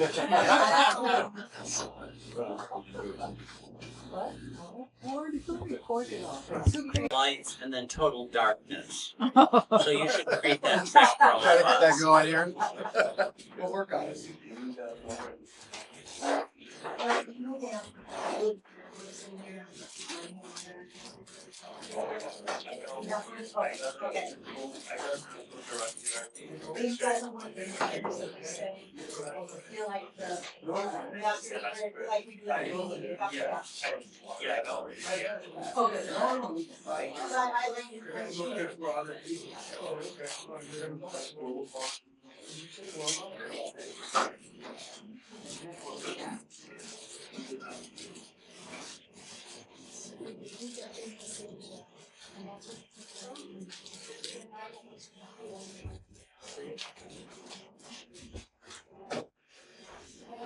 Okay, shall we resume? You ready?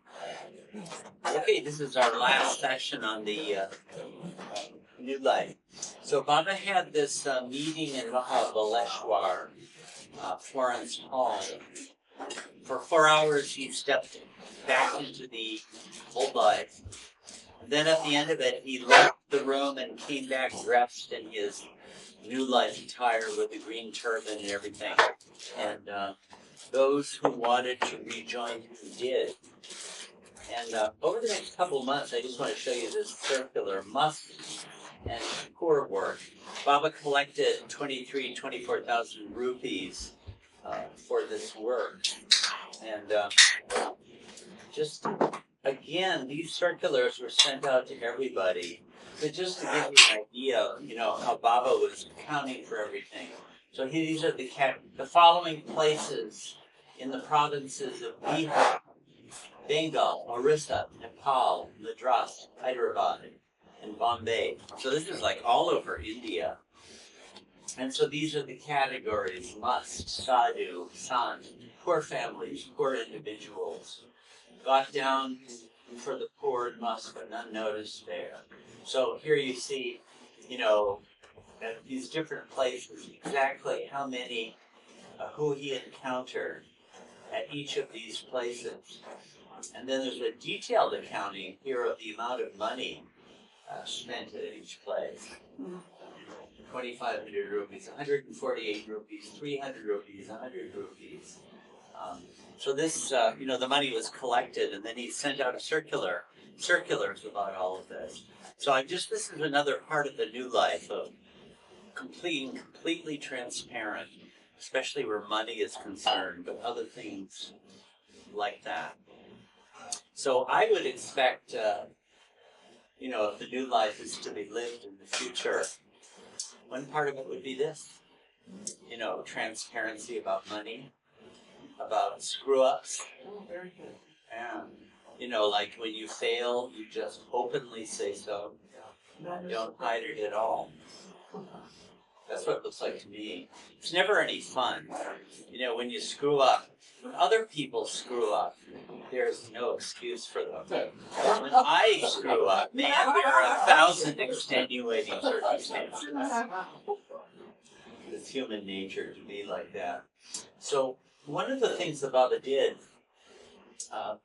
he traveled. I showed you earlier some of the places he went to. He went, up to Nepal and down to Gudur in the southeast, and various places in Maharashtra, Orissa, Calcutta, Bombay, the Bombay area.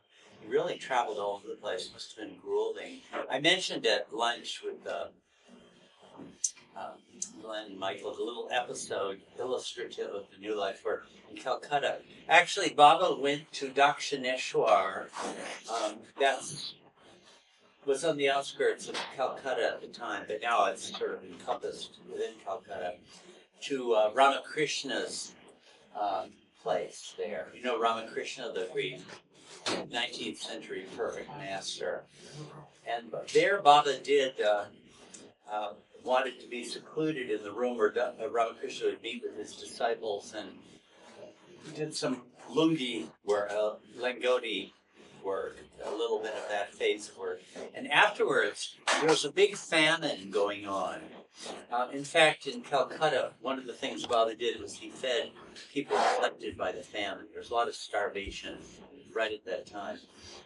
But in leaving Ramakrishna's temple, Baba went out begging, and he was begging at different stalls and stands and doors. And at the back of his party, Baba's, New Life party, was Hindu, with 5 and 10 rupee coins that he gave out to anyone who asked for them. So get this picture. He's begging on the front end and giving out coins at the back end. And, 5 rupees, at that time the rate of exchange, I think, was about a rupee for $1. So $5 in 1950 is probably like $100 today. So, a New Life skeptic may say, hey, you guys, why don't you take one of those 5 rupee coins and buy a meal for yourself, and then you won't have to beg in a famine. And they wound up finding a family that, anyway, all these beautiful stories that gave them meal. Baba wanted a complete meal within 5 minutes, and they all rushed together and gave them this meal within 5 minutes. Well, one of the things that Are those stories written about Calcutta? yeah, I think it's in Basra. Okay. You'll find it. During this period, I think it's like late October or November 1950. Yeah.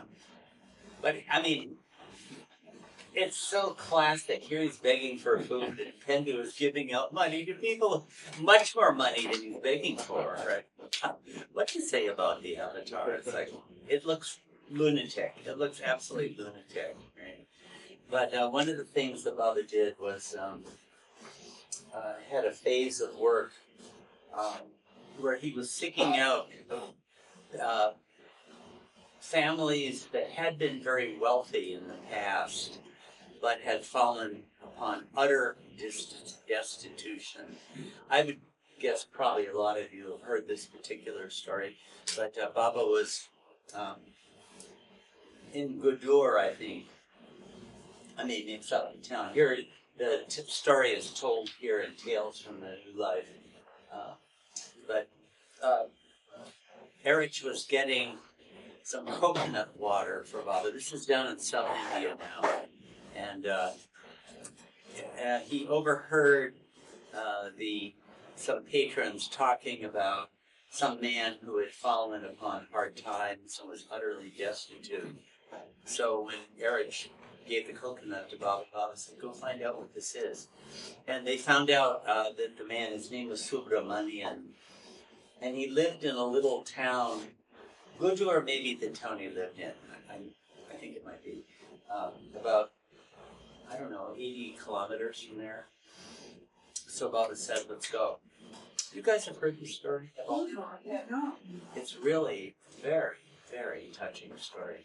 So they got on a train right then and there and went to this town.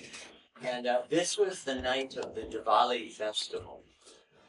And any of you who have been in India's Diwali festival, it's like Christmas times 20. Right?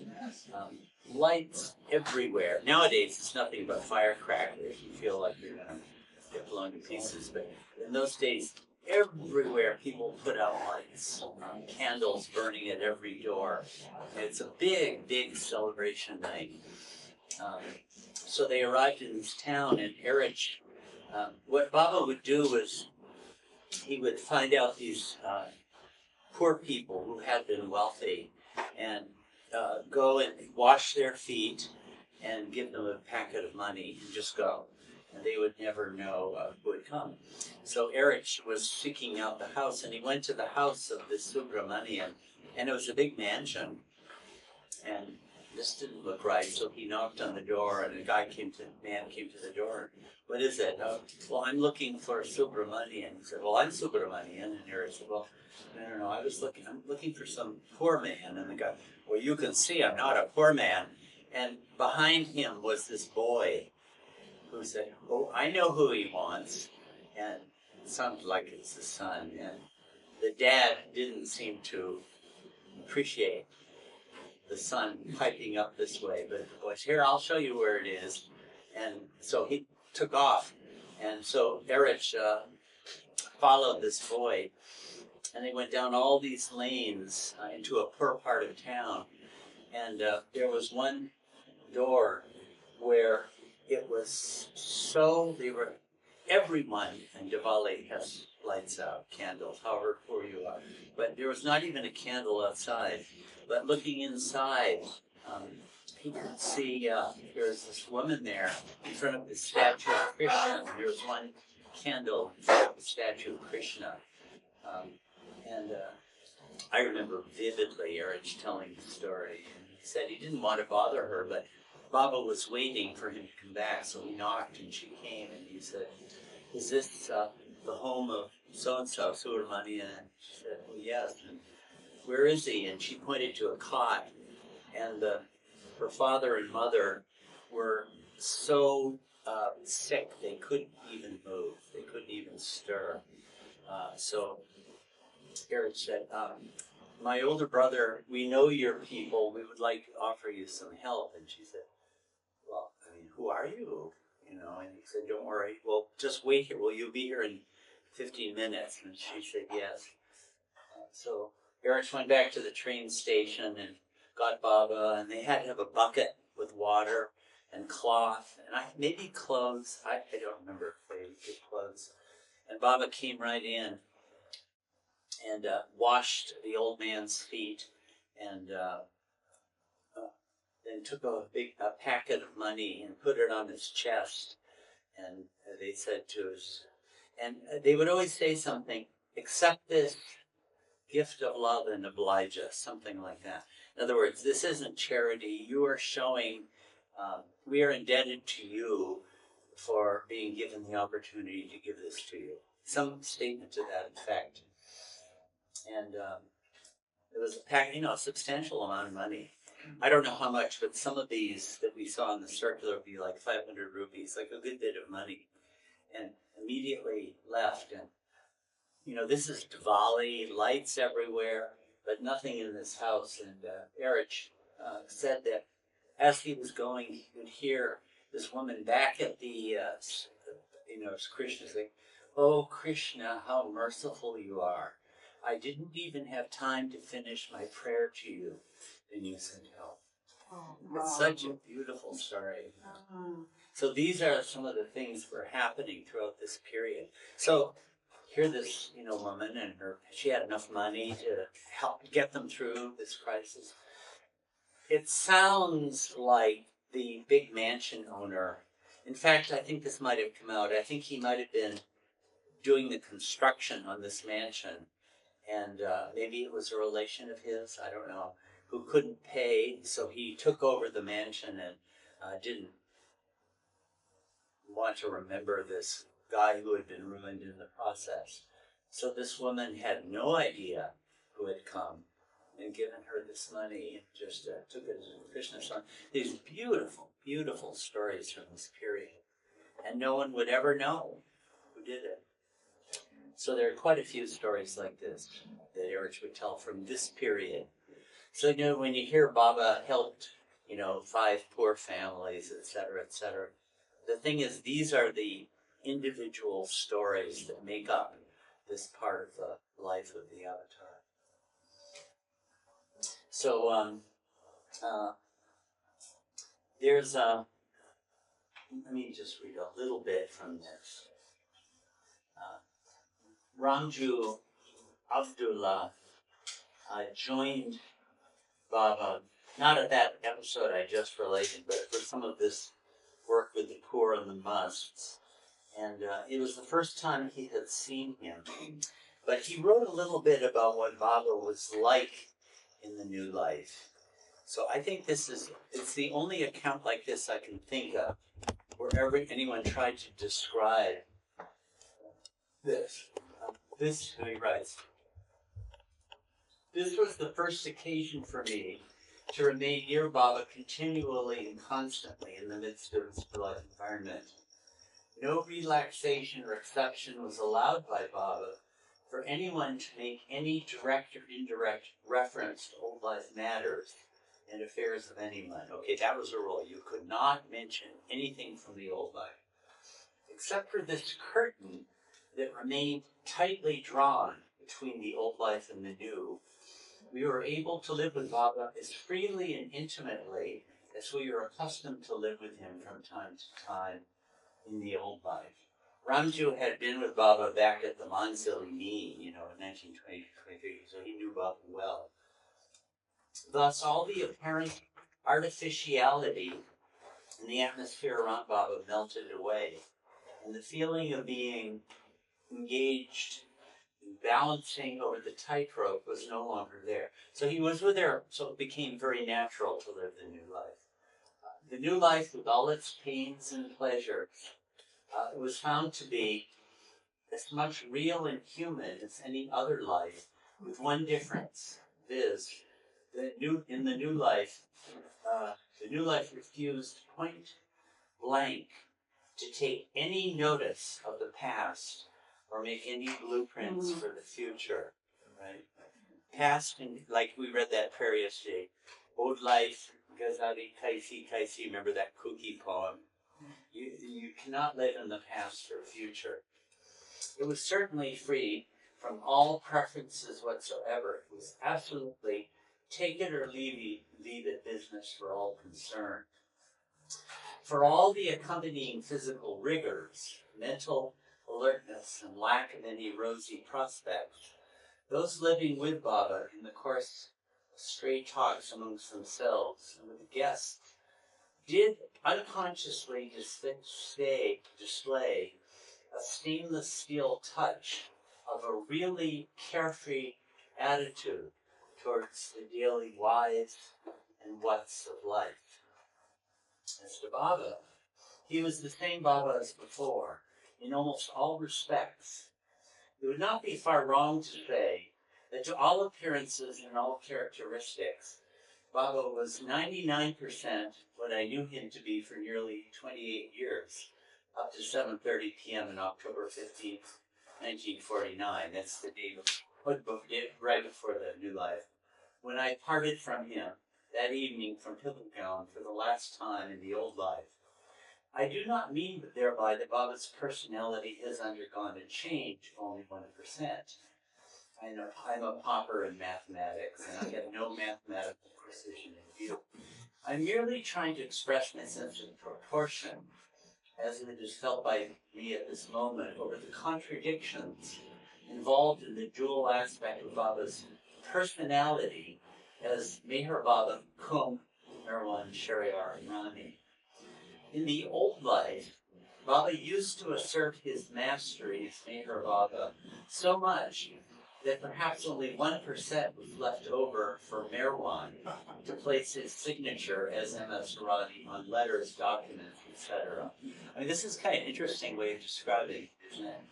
In the new life, Baba is definitely trying to cold storage the mastery almost completely and to act in all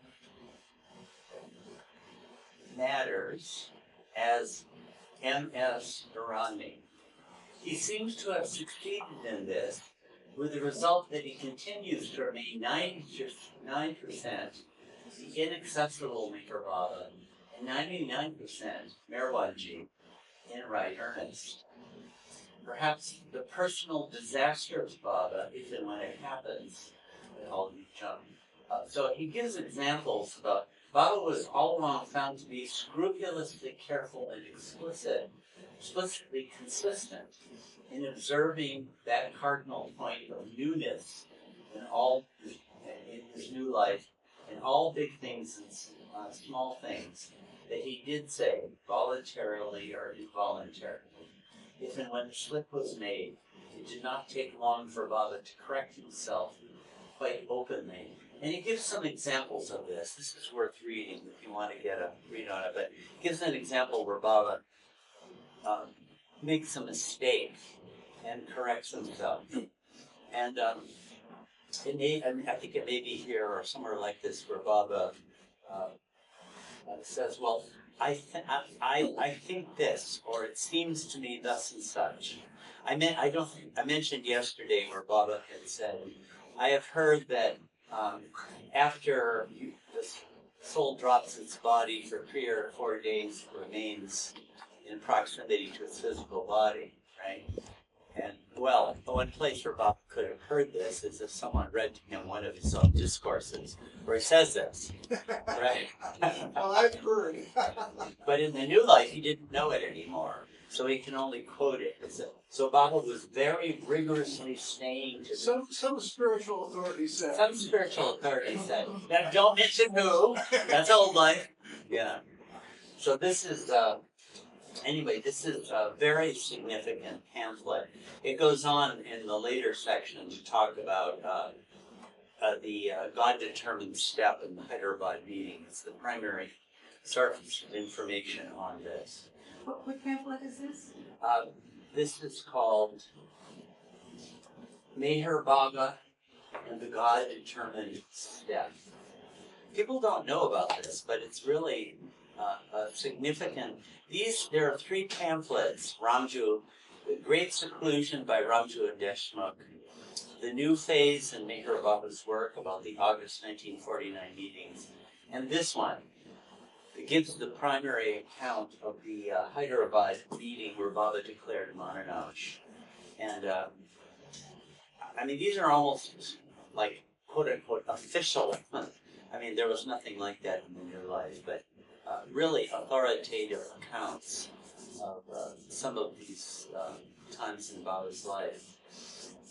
And as I mentioned yesterday, the first 10 months, there were very copious diaries of the new life.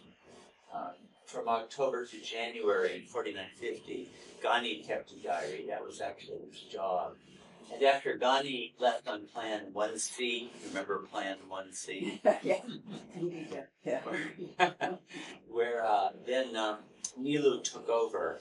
And the circulars from that period are his diaries, and they're very copious and full. Although he wasn't living with Baba, Baba was doing the Kumbh Mela thing for a lot of that period.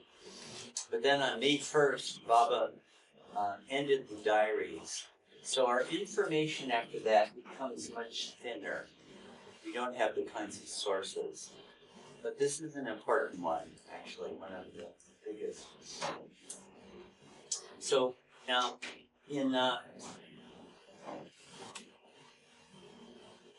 so Baba had this phase of working with poor and a lot with must. I'm sort of skipping it over, but again, remember that there was a lot of must work, and it was a completely different kind of must work than before, as we went over this morning. But in February, Baba announced in December that he was going to do a 100-day seclusion starting February 13th. And he did that. It ran until May.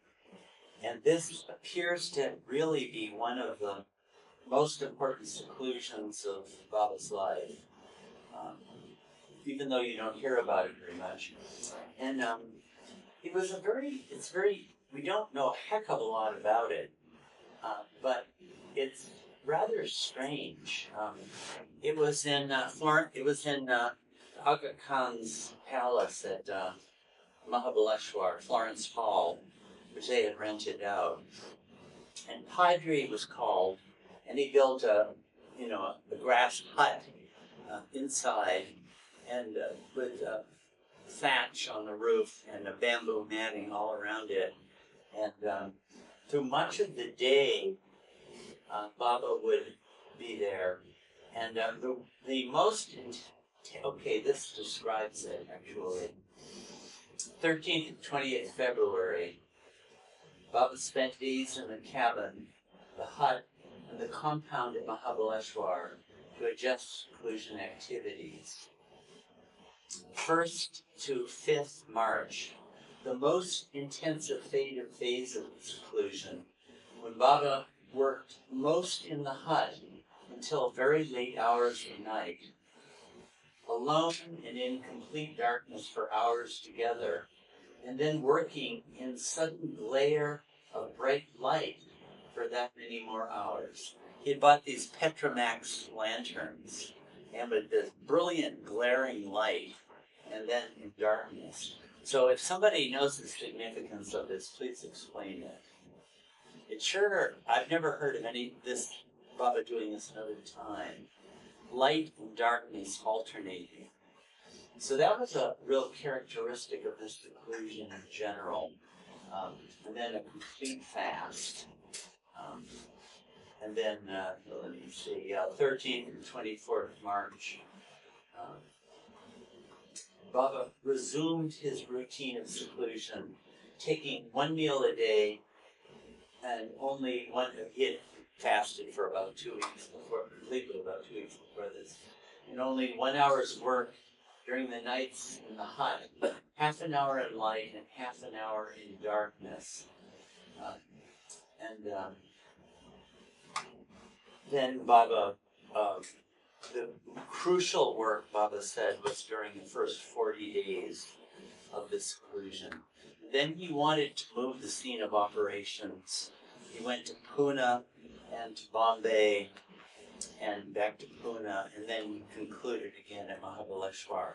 And happen to know where he stayed in Pune? Guru Prasad. Oh, yeah. This is where they found it. They found Guru Prasad. Baba wanted some suitable, Guru Prasad is that the Maharani Baroda, whose husband was fabulously wealthful. It was a palace of hers. And word was sent out to Gadikar, one of Baba's old lovers and followers, and the Jaswalas, Merwan, and other people to find a place. And they had an Adi, and they were having a terrible time finding a good place. And finally, they found a very nice bungalow, but the problem was it was right next to a tannery. So the smell was absolutely, I've never been to a tannery yet. Its odor is noticeable, right? Yeah. Yeah. So that's all that they could find. And I remember Merwan Jeswal, Erich's younger brother, telling me they had actually acquired it and didn't feel that it was going to be suitable. But Merwan happened to see a large bungalow as he was bicycling along and knocked on the gate, and no one answered. So he climbed over the fence and walked inside, and the watchman was there, this old Patan soldier. "What are you doing here? I will bring you to the police," and chased him out. And it so happened that Gadikar, by a separate channel, had heard that the Maharani of Baroda had a palatial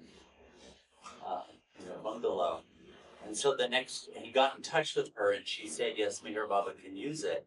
So the next day they came back, and Merwan was there too. And the guard glowered at Merwan. Yeah. But he was with very respectable people. So that's how they found Guru Prasad. Well, I have a question about this. In the earlier period of the new life, Baba was so cagey about who he was, and it seemed like in this phase he had relaxed a lot.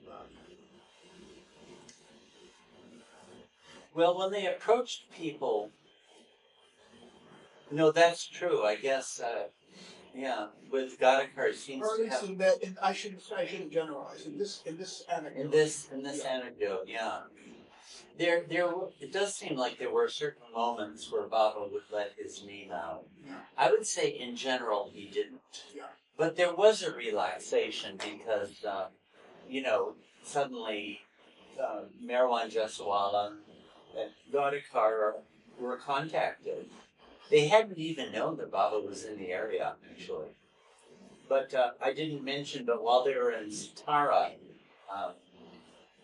back in July, August 1950, Baba called Kitty and Rano to come and stay with women Mandalay. So that was new. They were old life. They couldn't mention the new life. And in fact, Khorshed and Sunamasi, her mother, and Naja, Hindu's sister, they were also called. So there was more leniency. It does seem that that's true by this time. Yeah. Ward, can I ask a quick question? Yeah. So I don't know if I just didn't get this before, but these circulars would go out to Baba people. Oh, yeah. So even though they thought they're never going to see Baba, at least they knew what was happening in the course of his travels and what he was doing. Yes, this was the one link. Yeah. I see. Now the thing is that they were quite irregular. The first one was the announcement that the new life was going to happen, which went out on the 10th of October 1949. And the second didn't go out until January 1950. So 4 whole months there. But when it did go out, it told a lot about what had happened. But Nilu's circulars were going out, pretty often, every month or two. And they were very full of detail. And when this problem arose with Gandhi's house and Sadashev Patel's house, all of that went out too.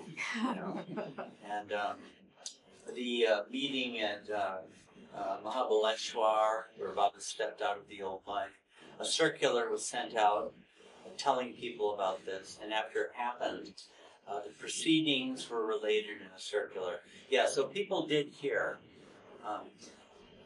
A lot, despite that, sometimes the circulars wouldn't go out in time, or they would tell about something that had happened already. So some of the very close ones wouldn't even know that Baba was in town. People like the Jessawalas or Padri wouldn't even know where Baba was, but then they would find out. This was the one link, the one connection. So the circulars are quite important. They're an odd read. They're from an account list of expenses, like I was showing, about the money spent on musts and poor people in different towns. And then there'll be an immortal statement, for all the ages, and they're all jumbled together. And then there'll be a circular about the complication with Sadashev Patel's houses and why it came about, and how people were being invited to contribute money to pay this old fund. It's a weird assemblage of things. But Baba was very particular. If one time, I forget the detail, but Adi, who was sending them out, Adi was back home now. He is in Plan 1C, and back at his home, and he was sending out the circulars. And there was some piece of information that was a little bit embarrassing to the new life and to people concerned. And so he took it out, and Baba saw the proofs, and he said, "Why did you take that out? Put it back in." So Baba was really was overseeing these circulars and was quite particular about them. That was the one link. I don't think it went to the West. Maybe Elizabeth and Narina might have gotten copies. I don't know. I bet they probably did, but basically it didn't go anywhere else. But there's where's the nice? Yeah, here's Baba would do the seclusion work, and then in the evening there'd be prayers with the companions, and the women could hear it. But there's this episode, He also suffered great pain, which is evident to those around him. At one point, when Goher saw him, she could not hold back her tears. When Baba asked the reason for her tears, she replied, "Because we have done all that we can, and that has not helped." Baba responded by saying that he did not like to see her upset, that what he was passing through was ordained, and that the companions should remain happy. then he tells a story where Dr. Neela was trying to give him a shot, but the needle kind of stuck. You know, back in the old days, needles weren't so good. I don't know, Glenn, if that, you probably never. Needles in it. My grandfather used to give injections. He had his own set, and he would sharpen it. And, yeah. So it didn't pierce, it didn't penetrate the skin. Neela was having to push it through, and it was like, you know, sort of agonizing. So all these, but then Kitty wrote a very interesting account. She was there at the time. Kitty wrote later, I can recall Baba's weak physical condition and supreme state of helplessness during the 100 days of seclusion. Yet every evening during that period, the companions were called to Baba for a recitation of prayers in Marathi, Urdu, and English. I think the women could hear it, or were in a place where they could listen in. This period was my first experience of seeing Baba so helpless and in such great physical pain. In this new life phase, when Baba emphasized his purely human aspect with all its limitations, it was difficult at times to remember that Baba was also eternal bliss. Perhaps, as someone suggested, this unlimited bliss forsakes a Christ when he deliberately, out of his compassion and mercy for man, takes on the sufferings and the limitations of man. And this, though appearing to limit the unlimited, is really a fuller proof of the true perfection of the Christ, for it expresses the self-giving love which accepts suffering for struggling humanity. So a bunch of them. Merwan, I remember him talking about when he saw Baba after this seclusion, when they were looking, or during it, when they were looking for a group prasad, and they did see him briefly. And he said he looked like a plucked chicken. They had never seen him in such a condition before. By the way, I won't relate the story now, but there's one of these days coming out of seclusion, which tells the story that Baba was just exhausted. And he said, Eric, tell me a story, some juicy story. I need relief for my mind. And Eric popped this story about the creation of the Taj Mahal, that building. Did you ever hear that story that Eric tells? Anyway, if we have time after this is over, but it is one of the most beautiful stories I have ever heard in my whole life. A real love story. And Baba was very, very pleased with it. He really, Eric said, if Baba hadn't been so absolutely exhausted from seclusion, he would have given me an embrace. So, coming out of this is a message Baba gave. And when he was doing the work with the poor and with the musts, Baba said his work with the musts was 100% successful. And he said if his work with the musts in Bombay was equally successful, he felt convinced that his seclusion work would be successful. And during this seclusion, he gave very clear indications that this was to lead into the God-determined step. And Baba said he didn't know what it was yet. He had no idea what it was. But he felt certain that Baba was the God would guide him to take this step. So here's a statement right out of the deeps of this, new life state. I'm trying to think, to feel, and act truthfully and honestly the new life which I have adopted. As I have to be honest to my new life, I am totally indifferent as to what happens to the servants, right? The servant companions. That's all that's left. The plans are all gone. The arrangement wallets and the old life disciples and devotees, and all those directly and indirectly connected with me, even those not connected with me, think and feel about it. I am not concerned whether they or others have rightly understood it or not. You know, I've been expressing my own view that it seems like Baba was doing the new life himself. And this statement really sounds like that. You know, it's like nobody else could do it. They could provide some of the infrastructure, but he had to do the new life work. Out of the 100-day seclusion that began on February 13th, 1951, the main work was achieved during the first 40 days, which were very crucial and important. Without the help of God, I could not have gone through this ordeal successfully, considering my usual changing temperament and the physical and mental strain that I suffered during this period. You know, he had such a flaky personality as an ordinary man. Considering that, you know,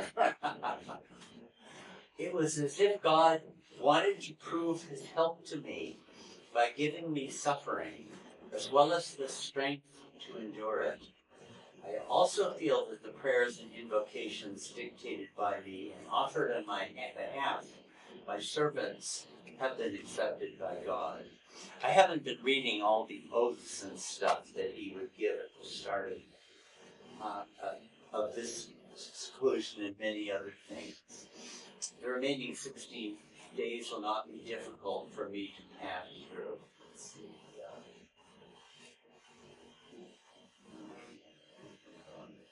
All right, in view of the fact that they have stood by me, and in view of the fact that my 100-day seclusion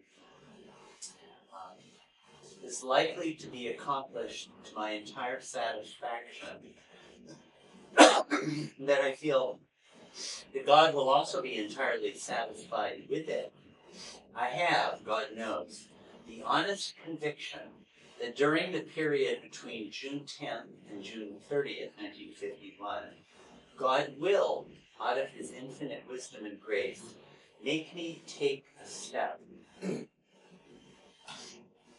which will bring about an extraordinary revolutionary change in my life and the lives of the servants, the arrangement wallets, and the old life disciples and devotees, and all those directly and indirectly connected with me. This change will take place in accordance with what and how God wills it. I feel I will not be able in any way to avoid the step that God has ordained for me and the life that God will make me live. I also feel that I do not know how much the effect of it all will be on me and on others. And then he gave an elucidation. They don't reproduce it in this book, so he pulled it up in the circular. Let's see.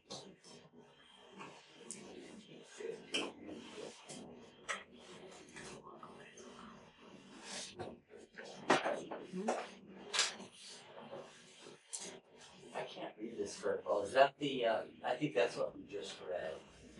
So I think the elucidation is here, yeah.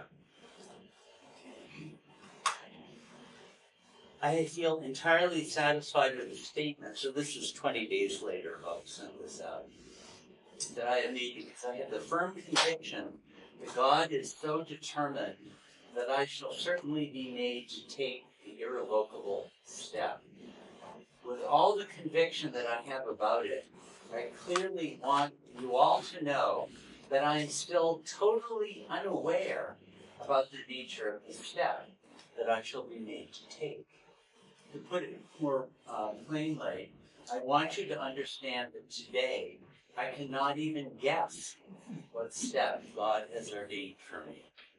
What state was he in? You know, but he feels certain God is going to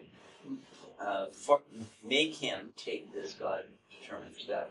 the step might plunge me into a life older than the old life, or newer than the new life, or a life below these lives, or into a life above both these lives. I feel certain that by the beginning of the last week in June 1951, God will definitely determine within me the nature of the step that I shall have to take. So he's feeling sure that God's going to do it, and there's a timeline too. Right. No sooner the step is disclosed to me during the last week of June than I shall declare it to you all. And in fact, that moment. So Baba had this meeting at Hyderabad. I think the Hyderabad people know where it was and can take you to the site if you want to go. It was a beautiful, an architect built this beautiful palatial house and had died not long before. And somehow they were able to rent it. So Baba and his people rented this house in Hyderabad. It's out in what's called Jubilee Hills. I don't know if any of you been to Jubilee Hills. Yeah. It's out to the west. The center, the major Baba center, now is in Jubilee Hills also. And Baba invited 75 of them. And it was a very eventful program, first to last, but I'll just focus on just a couple things in it. During this, Baba wanted them to come. Yeah, there's Guru Prasad, by the way. He did some of his 100-day seclusion there. This was the first time it came into the picture. And by the way, the man in back there is Kumar. I don't know if you can see him very well. We talked about him earlier.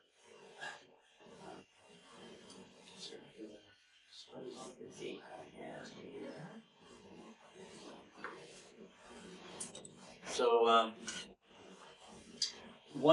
Baba did give a discourse during this Hyderabad gathering, and a lot of it is reproduced here. We'll look at this declaration in a minute, but Baba is talking about mind. Mind changes according to the sanskaras, etc.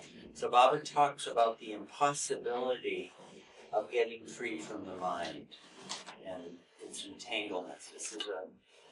There are two significant general discourses in the New Life I can think of.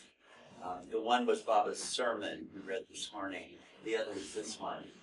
And here Baba talks about the mind which is false and the ego which is real. There is a real self there. So how do you get rid of the mind?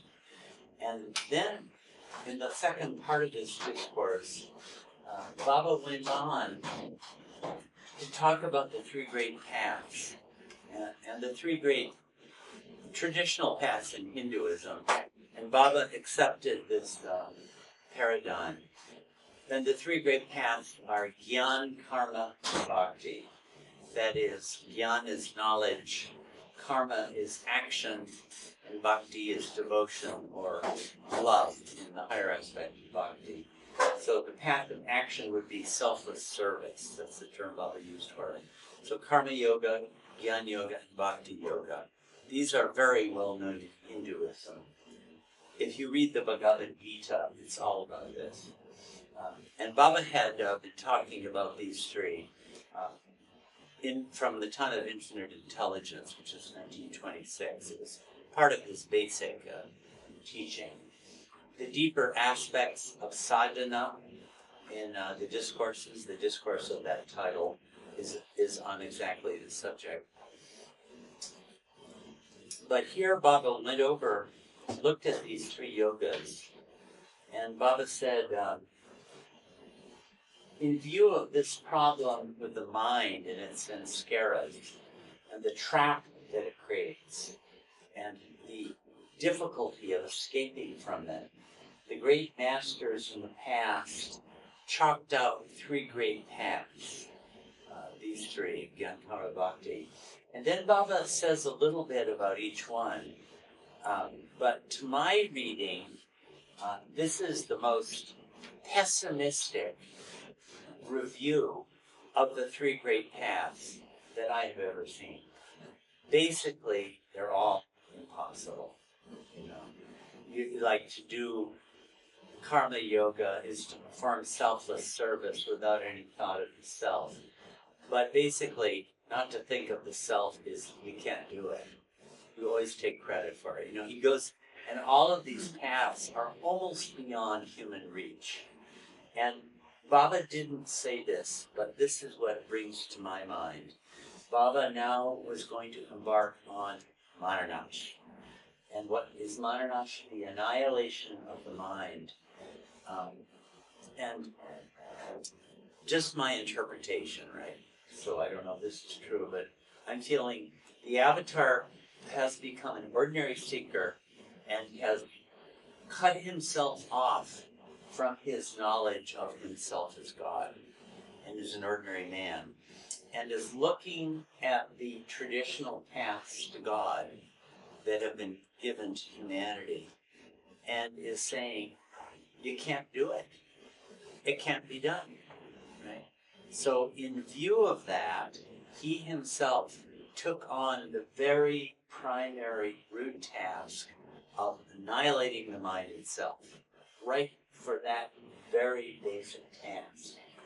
Again, Baba didn't put it this way, but I'm imagining by that archetypal act on the avatar's part of annihilating the mind, the whole path to God would be unclogged for everybody. You know, it's like a big log jam, and he would just destroy the mind, and the way would be open for everyone. That's how I interpret this. Anyway. Of course, Baba wouldn't say this at the time because he wasn't God and wouldn't admit it, you know, to knowing it. There was a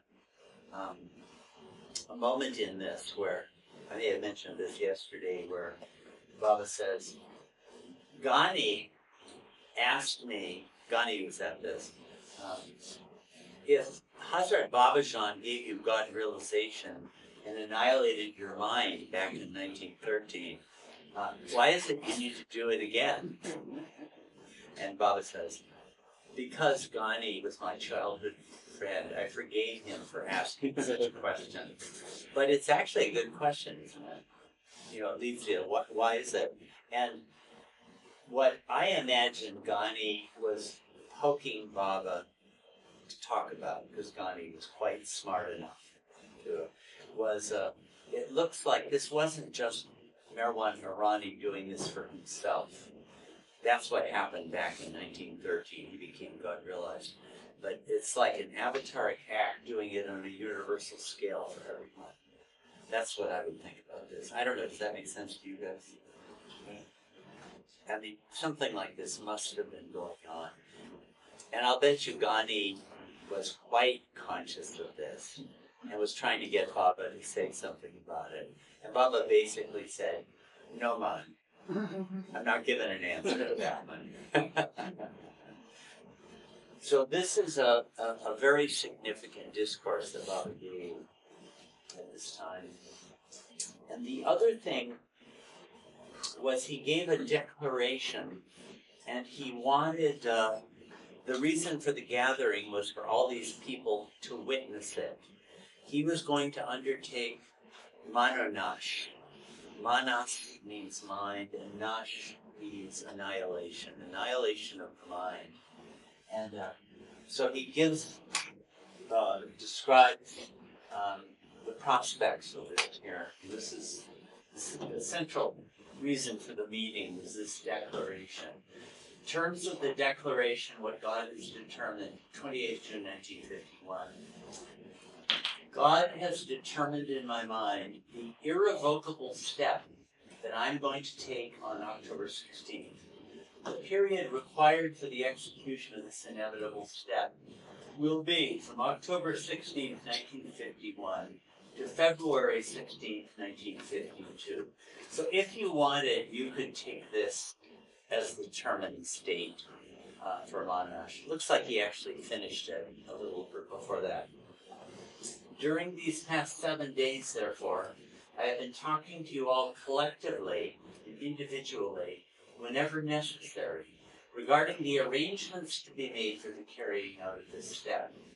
From July 1st to October 16th, I will see to the actual arrangements in detail. So the next 2.5 months were preparation for Manonash. The step God wants me to take is one of complete and absolute annihilation. I am at this moment solely and entirely in the new life, and it is purely from this new life stand of an ordinary human being that I tell you about this annihilation. This step compels me to take on complete mental annihilation during the process between October 16th and February 16th. This means that during this period of mental annihilation, I will, in the natural course of events, be facing physical annihilation as well, without my actually seeking it. By February 12th, the result as I see it will be, now here he goes through 4 options, right? Ordinary man, he's not sure whether he's going to succeed or not. A, I will gain complete mental annihilation and yet be physically alive. And this will mean that I will not only attain the old life Meher state, but will also make it manifest it universally. So now look at, this is now the new goal, right? There's been a big change that's happened. He wants to regain the old life Meher state of the I am God state.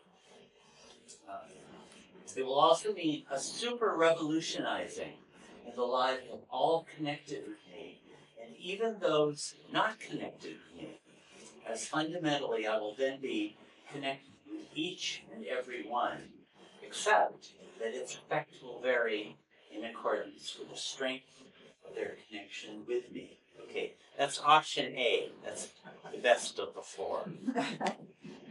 B, with mental annihilation, my physical body might fall. And that would mean the end of everything and the beginning of everything. Then, for those connected with me, the same super change will occur, but without my personal, individual manifestation. Okay, he might die, but it seems like the effect will be good anyway. Or C, before mental annihilation is gained, my physical body might fall. And that would mean that we would all be where we were. In that case, every one of you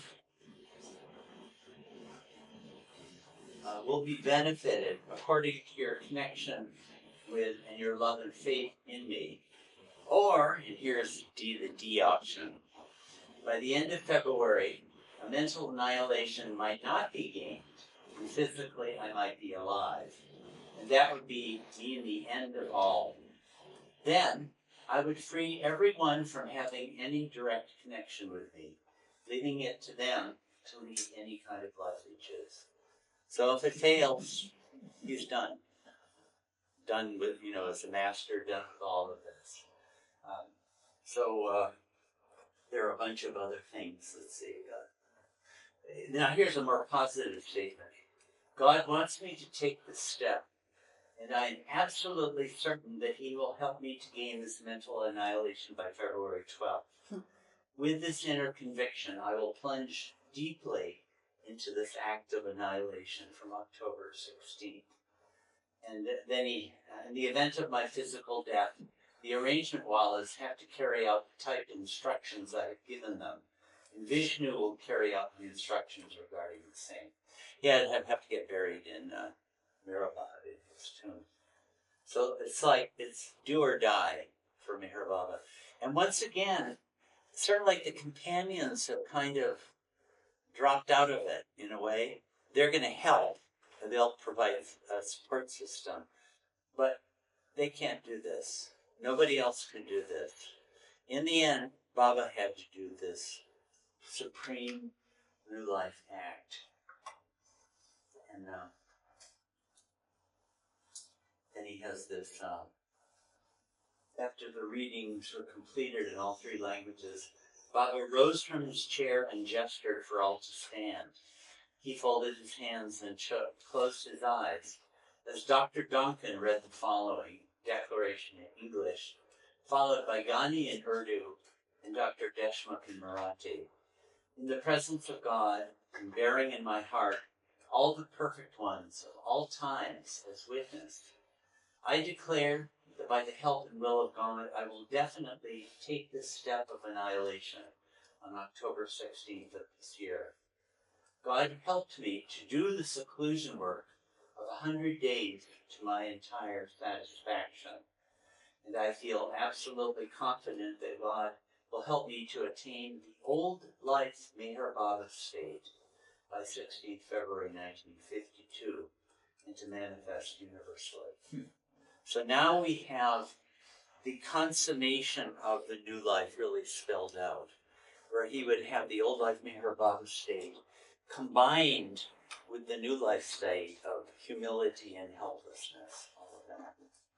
So you can, when I read through the new life, it's like quite a saga, and things changed quite a lot. Big transformations. Well, I don't want to sidetrack, so if you want to reserve answering this, okay, of course. but it's tremendous, and all the years of knowing about the new life, and I'm understanding it slightly more today and yesterday. It's like, well, what are the implications for us relatively new Baba lovers?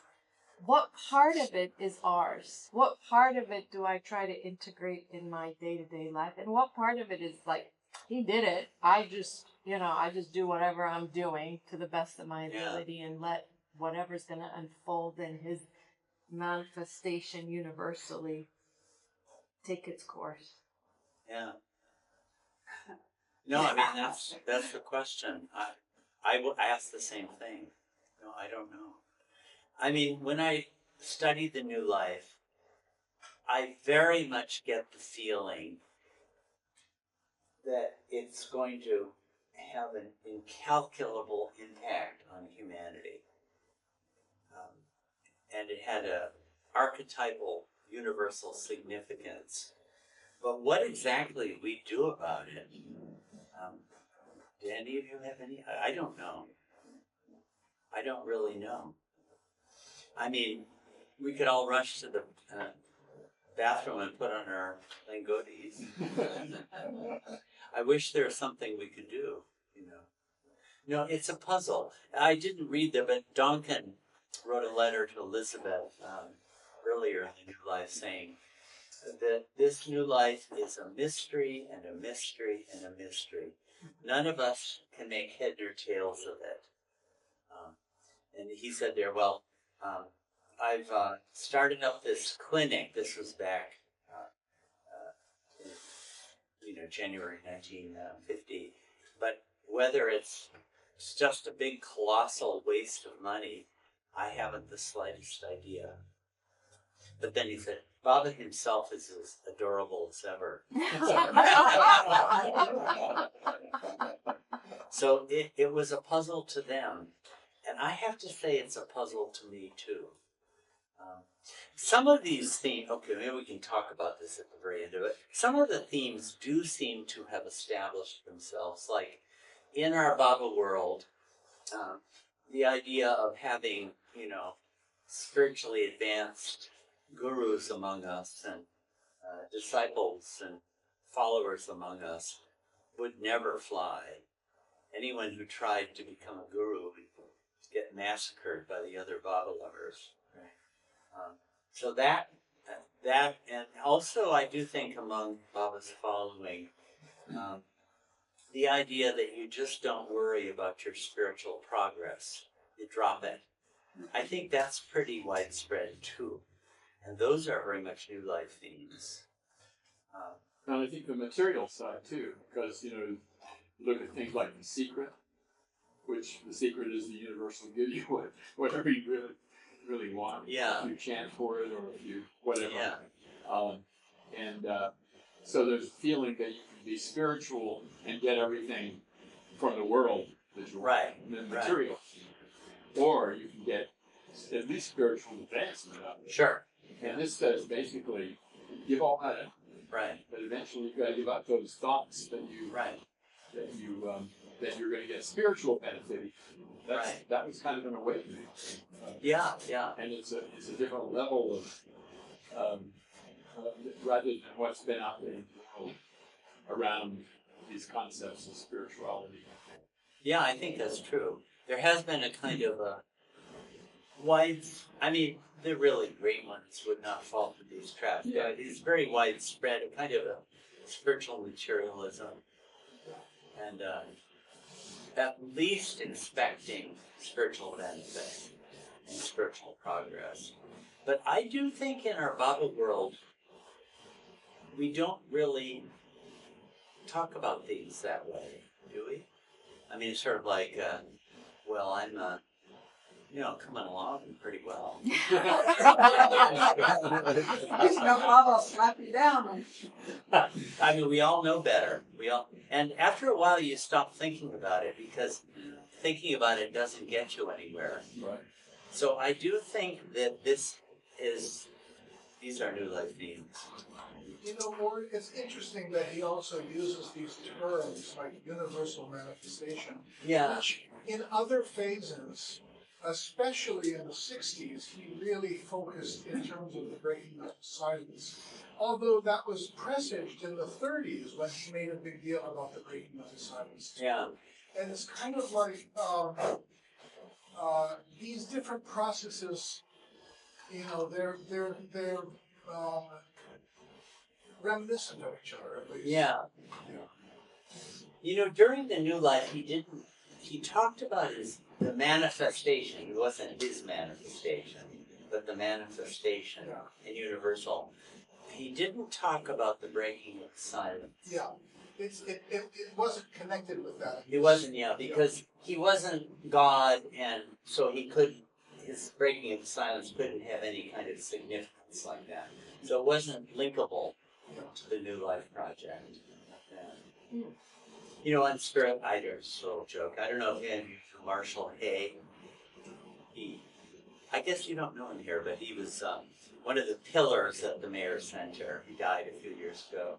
But I remember on the 25th, what would it be, anniversary of the 1969 Darshan, 1994, he came to India and said to Eric, they had a gathering at the center of veterans of that, and he said, they had a vote, and they gave me the award for least spiritual progress. And I was thinking but I did not say, that's quite an impressive accomplishment in view of the competition. Sam, were you there? No. You weren't? Oh, was anybody there? Yeah.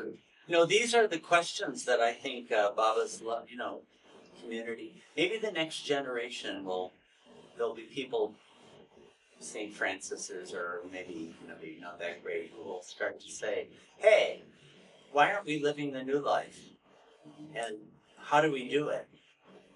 It really is the big question.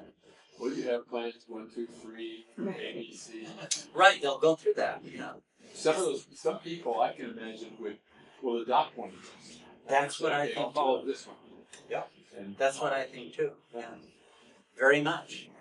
I think Bao thought that these are prototypes for the future of humanity, and we'll start to use it. I don't think in our Baba world there's been very much serious contemplation of all these things. Yeah. It's just sort of, the new life, helplessness and hopelessness. And, people are interested, but I don't think we've really dug in yet.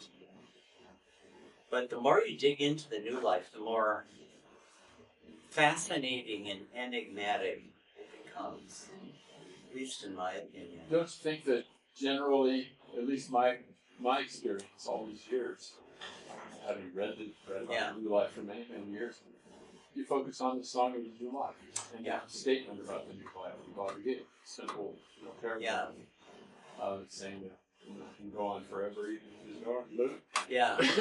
And all that, but that was it. You didn't. So you think, okay, that's the new life. That's what it is. But then if you what you're doing. If you go into all these, the depths of it start to unfold a little bit. Yeah. I remember Mani used to say about the new life, I won't get this exactly, but something like this, that she didn't even like to think about the new life because it was so deep that it frightened her. Something like that. It's like looking at the ocean and, oh God, I don't dare jump into that. It goes down and down and down and down forever. She would say that, I remember. So this was the declaration of the impending Manonash, and in the next 3 months they did all these preparations for it. I'll basically jump over them. But in August, Ghani died, actually, and Baba said it was a real setback in his work. In fact, he sent out a circular about it.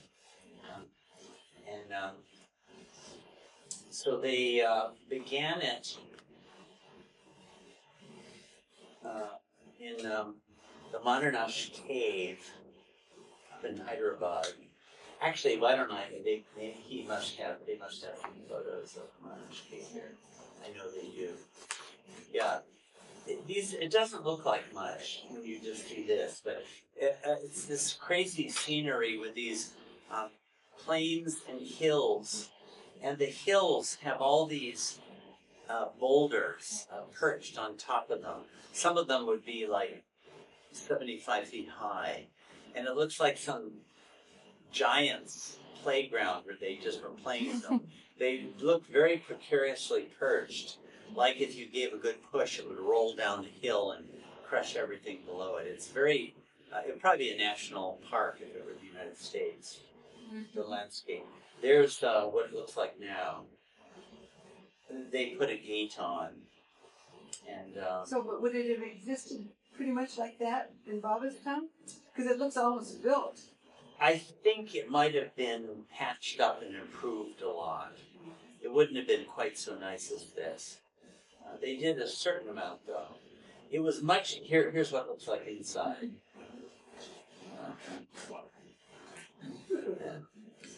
So there's an opening on both ends. And Baba wanted some water nearby, and this is what they had. It's kind of, crappy water. But Baba said, well, we can boil it. It's good enough. And he also wanted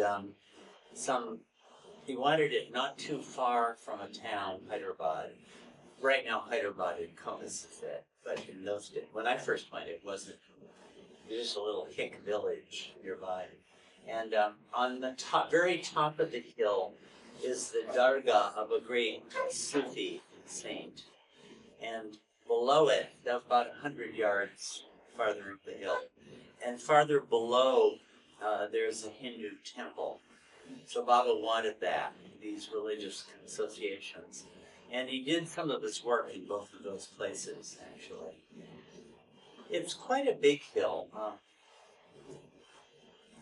I don't know, 300-400 feet up or something. It's several times the height of Seclusion Hill, and it's much more extensive. It's it goes quite a distance. Actually, in the last 10 years, the city has come there. It's unbelievable, and it's becoming like a central park surrounded by these skyscrapers. Near the cave. So is that You protected can land? Google it and see the pictures. The very hill itself is protected. Yeah. But part of it, a big part of it, they dug out and built a big skyscraper. You know, the hill is quite extensive, so I mean, it's like unbelievable. You know, that when we first went there, you never would have imagined anything. There's a lot of money in that part of Hyderabad, you know. So wealthy people there. And one of the things that happened, you probably have heard this story, but a day or two before Manonash was about to begin, Erich and Gustaji and others were traveling out to the cave. There's a whole story about how they found the cave. Baba gave specifications, and they found a great place that suited it well. But they were bringing out this equipment they would need for Manonash. And one of that, one element was these 5 alabaster models. You know, you've probably seen photos of those. And these were built with great difficulty. One of the people at the Delhi, Wasdeo Kane is his name. He was very much part of the story of North India. Knew a craftsman in the area who could make fine works like this out of alabaster. And so it took several months, you know, a lot of planning. Have any of you seen them in the museum? Yeah. In Upper Hyderabad, right? Hyderabad, yeah. They're beautiful. They're things of beauty. But I don't really know, but alabasters, you know, they're not that strong as stone, right? I bet if you hit it, you'd break it. They're a bit fragile.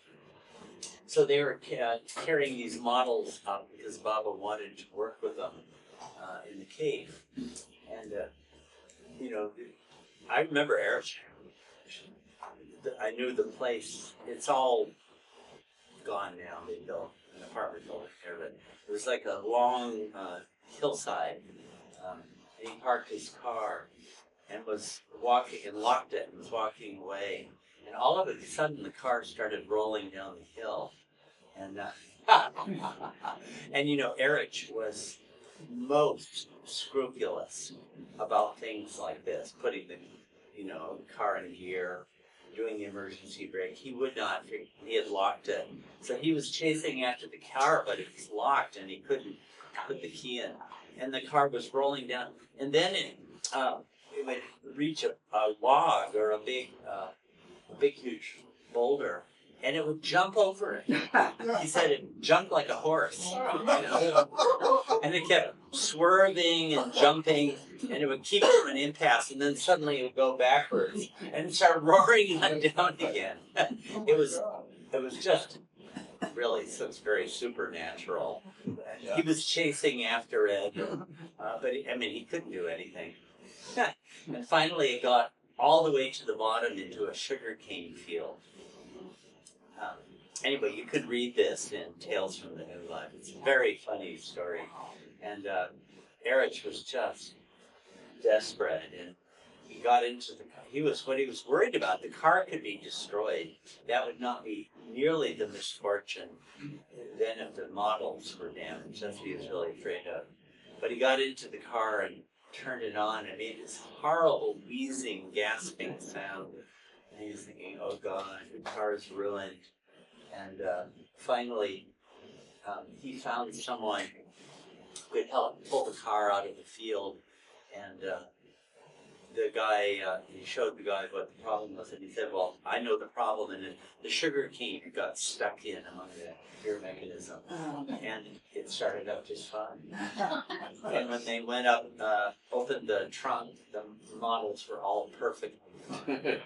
Amazing. So it was quite a story. And when they told the story to Baba later, you know, Gustaji was in silence. You know, he had been in silence since 1927. But he would have his own way, his own sign language of telling a story. And he loved to tell these ridiculous, fantastical tall tales about everything. They were great fun about these imaginary things, ludicrous things. So he told Baba about this whole story, and he was imitating. Also, there were all these boys watching, and they were shouting and screaming and cheering the car on. Did his antics. So Gustaji was imitating the boys and imitating Erich trying to do, and imitating the car jumping over everything. And Baba very much enjoyed it and said nothing. So that's right on the eve of the new life. The eve of Manonash. Eve of Manonash, yeah, right on the eve of Manonash. More, this is a little bit trivial, but I happen to be watching a Netflix science fiction series called Dark. Yeah. And in this science fiction, what keeps on happening is that people go into this cave which is under a nuclear power plant, which is about to be shut down. But there had been a lot of nuclear energy released, and the theory in this science fiction is that the nuclear energy creates a dark matter, a black hole. Yeah. People are sucked into it, and then they go either forward 33 years or backward 33 years in time. And it's a very crazy story, Yeah. but seeing the photo, which I don't think I'd seen of the cave, just reminded me of this. It's Yeah. funny that in the imagination they put it in this kind of underground cave where this transformation happens. Yeah, yeah. Yeah, this cave, the end that we're looking from has a door also. And there has a window on one end and a door on the other, so it's this light on both ends. If ever you go to Hyderabad, definitely go here. The Baba lovers there, be happy to take you. And at the anniversary of Manonash, every year they have a big event there. Right outside there's a very large field, and they sing bhajans, play cricket, and give out food, all this stuff. One of the greatest Baba places. So Baba began his Manonash there. And once again, what the Manonash work is, it's like nobody knows. Baba would go into this cave, and he had these models. Throughout Manonash, he did all this work with these models. And who knows what it is.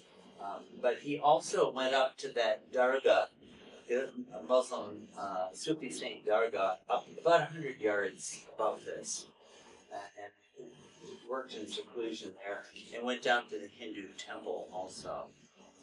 And after 7 or 8 days, Baba said, my work here is done. So they went on to the next stage. And these were the stages of Manonash that Baba marked out. The first would be, he said for a month actually in this cave. As it turned out, he finished it in 8 days. And then the next would be traveling by foot or by bus up to Aurangabad, right? We mentioned that yesterday, which is 80 miles north of Ahmednagar, something like that. And traveling up there, and Baba, a lot happened in that trip. And the third stage would be in the neighborhood of Aurangabad. Ellora Caves are there, Koldabad is there, other spots. And the last would be on some hill on the outskirts of Ahmednagar or else Pune. And Marazad was a seclusion hill was a possibility, and that's what we wound up doing. So that's how the 4 months of Manonash unfolded themselves. So after Baba had finished his work here, they started off by foot, walking to Aurangabad. And I think I showed you. Yeah, here's the map. Hyderabad to Aurangabad must be a long distance, isn't it? Yeah, they took bus for parts of it, but he gave them a month to do it. Yeah, so it's probably about 500 miles or something. So here's Hyderabad, and actually they wound up going down here to this area, and in Yad Givi, close to it, was the residence of Tilgur Swami, who was a Jivan Mukta. A Jivan Mukta is a God-realized soul in the ninth state of God. You know the ninth state of God. If you're trying to select your final destination, the ninth state of God has a lot to recommend. Because you realize God and you're completely conscious of creation, but you don't have any duty. So if somebody comes to you and says, Ultimate vacation. hey, Jivan Mukta Glenn, I'm really in trouble. Please help me. You can say, yeah. The Sadhguru is that away. The 10th state of God. So, and there are always some Jivan Muktas in the spiritual hierarchy at all times. So he was one of them. Actually, Baba had met with him and gone down here to meet with him right before the new life began in May 1949. And he met with him again down there during this trip. What was his name? Tilgur Swami. You can find him in the Wayfarers. You won't find this in the Wayfarers, though, because the Wayfarers ends in 1949. But, yeah, they don't have any photos of him. They have a photo of his shrine. But I think the meeting with Tilgur Swami was ecstatic upon seeing Baba on this occasion. So it sure looks like something was going on there, one would gather. And but all sorts of various things happened, which I won't go into as they made their trip up this way. So here's Ahmednagar here, and up to Bir. This is entering into Maharashtra, somewhere around here, up to Aurangabad.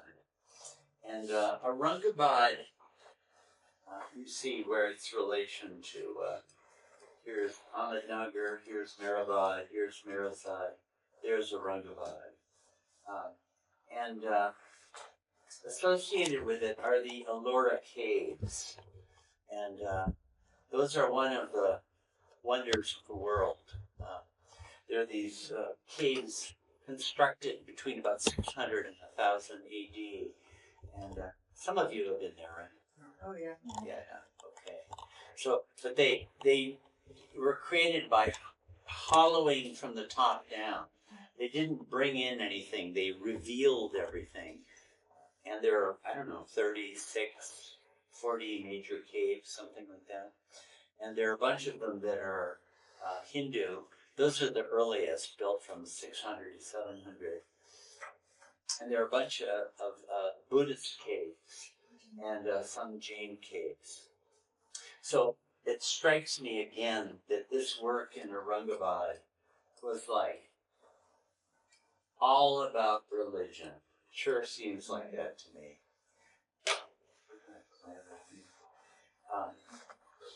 Or I won't say all about religion, but it had a lot to do with religion. So this certainly did. Baba did work in the Ellora Caves throughout his whole life, so there are many episodes there. Anyway, he went up to that neighborhood, and right close to the Ellora Caves is the town of Kuldabad. And that is associated with all these Islamic Sufi saints and masters, many of them, over a period of time. I think maybe the 14th century, they came down from Delhi and Agra. There are all these stories about it. I've mentioned in the past the scholar Karl Ernst, a Baba lover, who's a specialist in Islam and especially Islam in India. And I think he wrote a book about Kuldabad, actually. Secret Garden, isn't it called something like that? Is that what it is? Something like that. Yeah, I read it. Yeah, and it gives the accounts of a lot of the great masters, and boy, some of them sure sound like perfect masters to me. Well, an interesting background too is I believe that's the area associated with Zarbaksh. who was the prior incarnation of Saigon. He was the master. Oh, of right. Saigon. Yeah. The master. And that's one of the places the Baba went to during the Manonash period. Yeah, if you go there, Again, Kuldabad is very close to the Ellora Caves. 2 miles or something. It's 3 close. miles, yeah. 3 or 4 miles, that's it. What's that? 3 miles, 3 or 4 miles, it's really close. Yeah, very, very close. Is Yeah, that the valley of the same thing? yeah, that's That's the Kuldabad. valley of Sin. Oh. Yeah, that's it. Precisely, yeah. So, the story that Baba told, there's a dargah for Zarbaksh, 14th century. Baba said he was the perfect master. And Baba said, in fact, that this disciple of Zarbaksh's, his tomb is right there. I think it might be right next to the tomb of Zarbaksh himself. And Baba said that had been Sai Baba of Shardi in his previous lifetime. And Sai Baba, God realized by the grace of Zarbaksh how that works. You can ask Glenn the Jivan Mukta. He'll say, ask the perfect master. I don't talk about these things. Apparently that can happen. And Sai Baba, in his youth, found his way to this locality. And right around Zarbaksh's dargah. And went up the hill. And you can see a cave there, actually. Right up on the hillside. It's very small. I've been there. Yeah. It's very small. It's like a hole in the wall. Yeah. Literally a hole in the wall. Yeah. And it's not far at all from No, it's not. the dargah, very close. And he went in there for 2.5 years. When he came out, he was God realized. So this isn't. So you see, the Ellora Caves have a connection with Hinduism, Buddhism, the Jain religion, and of course, Kuldabad has this connection with Islam and Sufism, and this great master of Baba's was connected with that very area. So Baba And did. next to Yeah. Kuldabad, there is a very important temple, Shiva temple. Yes. Krishneshwar, which is the 12th Jyotirlinga of Shivji. 12. You have 12 temples for Lord Shivji that you should go around as a Hindu. Yeah. That is the 12th temple, Krishneshwar. It's right, it's literally next door. It's close to, where is it close Ellora, to? right next door. Like, you just walk like about half a mile and that's so I see, it's yeah. a very concentrated, very, very holy area. I would bet Baba went there too. I don't happen to remember if it says whether he did or not. I remember Erich used to take us to the Ellora Caves, and he took us to that big Kailash temple, and he explained the significance of the Shiva Lingam and all these kinds of things. And also another memorable place you can see here is the fort at Daulatabad there. And it's quite an impressive fort. Erich took us all around there. This was actually, there's so much history. We could spend hours just on history, it'd be fascinating. But there was a very great, not a king of Ahmednagar, but the vizier of the Shah of Ahmednagar. Ahmednagar used to be a major kingdom before the Mughals overthrew them in 1632.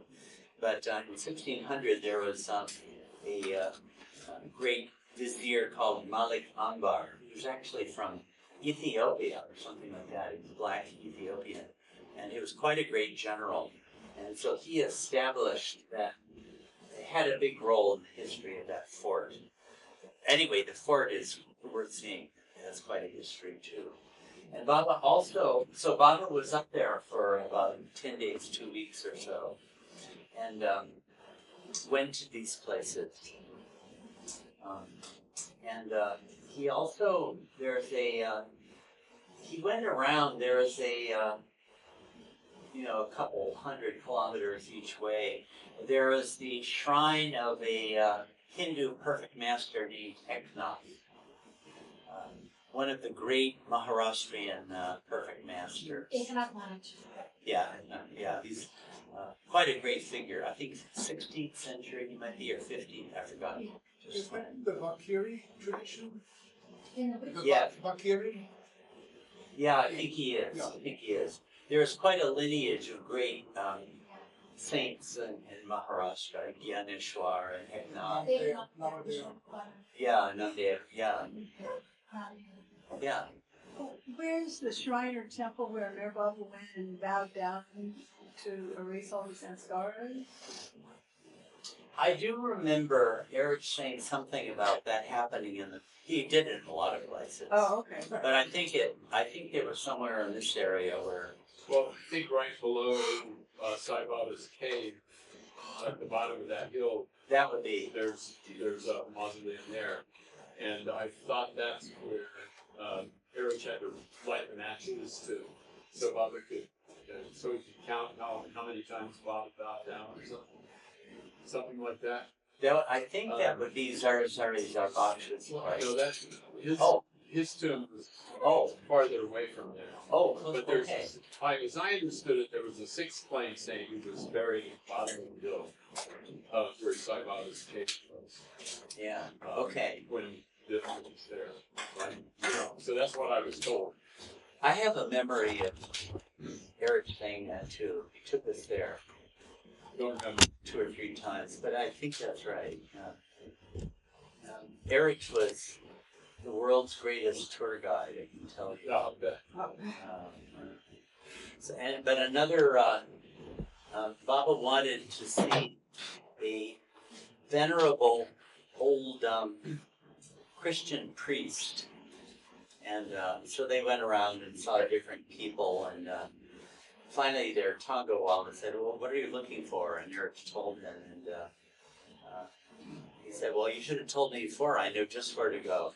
So they went to this place where there were a bunch of maybe retired priests, and one of them came out, and really wonderful looking guy, and said to Eric, my son, what do you want? And Eric said, will you give your blessing to my brother? He said, of course. So Baba came and meekly sought his blessing, and he gave it. And then the priest said, you're turning to go, Eric. Don't you want the blessing too? And Eric said, no thanks. No time, you know.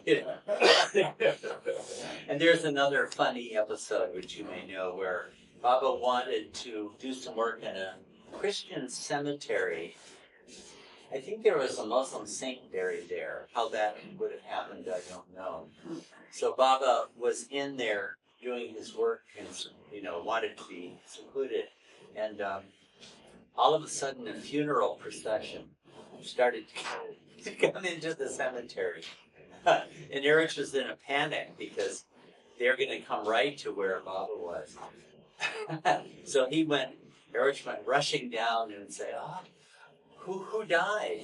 And, so-and-so died. Oh, how old is he?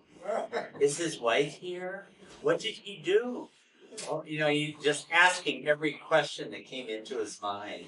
And they just stopped for a long time and, answered all his questions. And he delayed and delayed and delayed until finally he heard Bob clap. They must have thought he was a complete lunatic. Right? So you see all this work connected with the religions going on in connection with Aurangabad. It sure looks like it to me. It seems very obvious. And from Aurangabad, Baba So all of this is during the Manonash 4 months. This was, in late November. Yeah, all then, yeah. They had walked and taken buses, and a lot happened on the way. I just skipped over it. But then they were working in Aurangabad for this period of time. Yeah. I mean, Aurangabad does seem like a great place for working with the religions in view of, look at what's there, Kogabad, Lord Caves. And also when Baba first got there, he dictated the prayer of repentance. So isn't that, I mean, I'm really struck by that. Here he is, and if I get a chance, I'll read a little bit of a statement Baba dictated at this time. But Baba is in the depths of weakness and feeling himself altogether limited and altogether full of sins. And from that state, he dictates, we repent, O God, most worthy for all our sins. So it's not like Baba was, God on high, mercifully showing compassion to people like me for our wretched state and saying, I forgive you, I know what it's like. No, he was experiencing it himself. From that state, at the very culmination of Manonash, he dictated that prayer. Isn't that it really strikes me a lot. It came out of the very moment where he could do that with all sincerity. And where was he when he did that? I think he had just arrived at Harderabad. He might have been, they stayed in a guest house close to the Allura Caves. It might have been there. I'm not totally sure just which day it was, but right at this time. So, Sorry. When was it they stopped at the mosque just before they arrived? we're just going to... Oh, okay, so it's Yeah. now. Okay. Did you want to say? So in Daulatabad, there's one more thing. Eknath Maharaj, his master, he did his penance there for years, and inside the fort? there is a cave, and not everybody gets access to it. This is Eknath's master. Eknath's master, because Eknath Maharaj's padukas, which means the flip-flops, had been kept there for prayers. Yeah. And they had closed the doors. So I was there this year in December, and a lady just stopped me because I was praying at another place in Daulatabad. Everything was new for me. She said, do go to that spot. And she called up another guy, the security guard, and said, let her in. So Wow. it was like, it was something completely out of the way. I've never seen a cave like this, which has water inside. Yeah. And it's literally like a hole, but when you look through the hole, there's a big cave. So it's very beautiful. So if you ever go to Aurangabad, do visit Daulatabad and ask them for that cave. That cave. No, I didn't know about that. Yeah, We don't know. About, We keep want. a secret.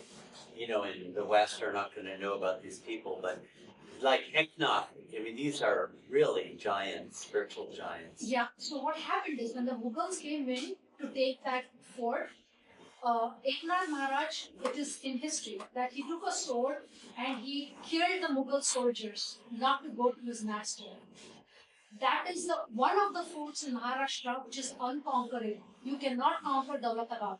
And strategically, that's one of the best forts because from that height, you can see a lot of stuff. So all the Mughals and all these empires, they wanted to take that fort.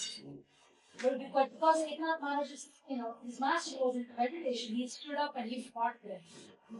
Yeah. So there's a big history behind that fort. I had no idea. My brother really pushed me and he said, go to that fort when you go there. Just because it's in the same loop Ellora. So when you're going to stop and do see it, it's very good. There's so much history There's connected with all. Oh, by the way, here's Tilgur Swami. Here's the image they have. The Jivan Mukta, right? I don't know. I guess he probably looked something like that. Nice image, though. Isn't it? And here are. This is Sai Baba's cave. Shots of it from different angles. This is another perspective on it. This is looking from the cave, looking down. Yeah. Here's the guest house that they stayed in the area at this time. And so then they took off. Yeah, this is the.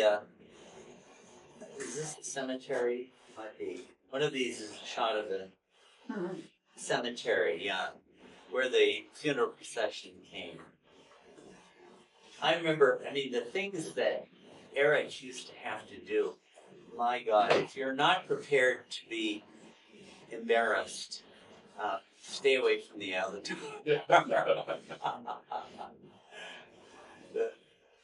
most embarrassing, yeah. Here is Eknath's place, his tomb.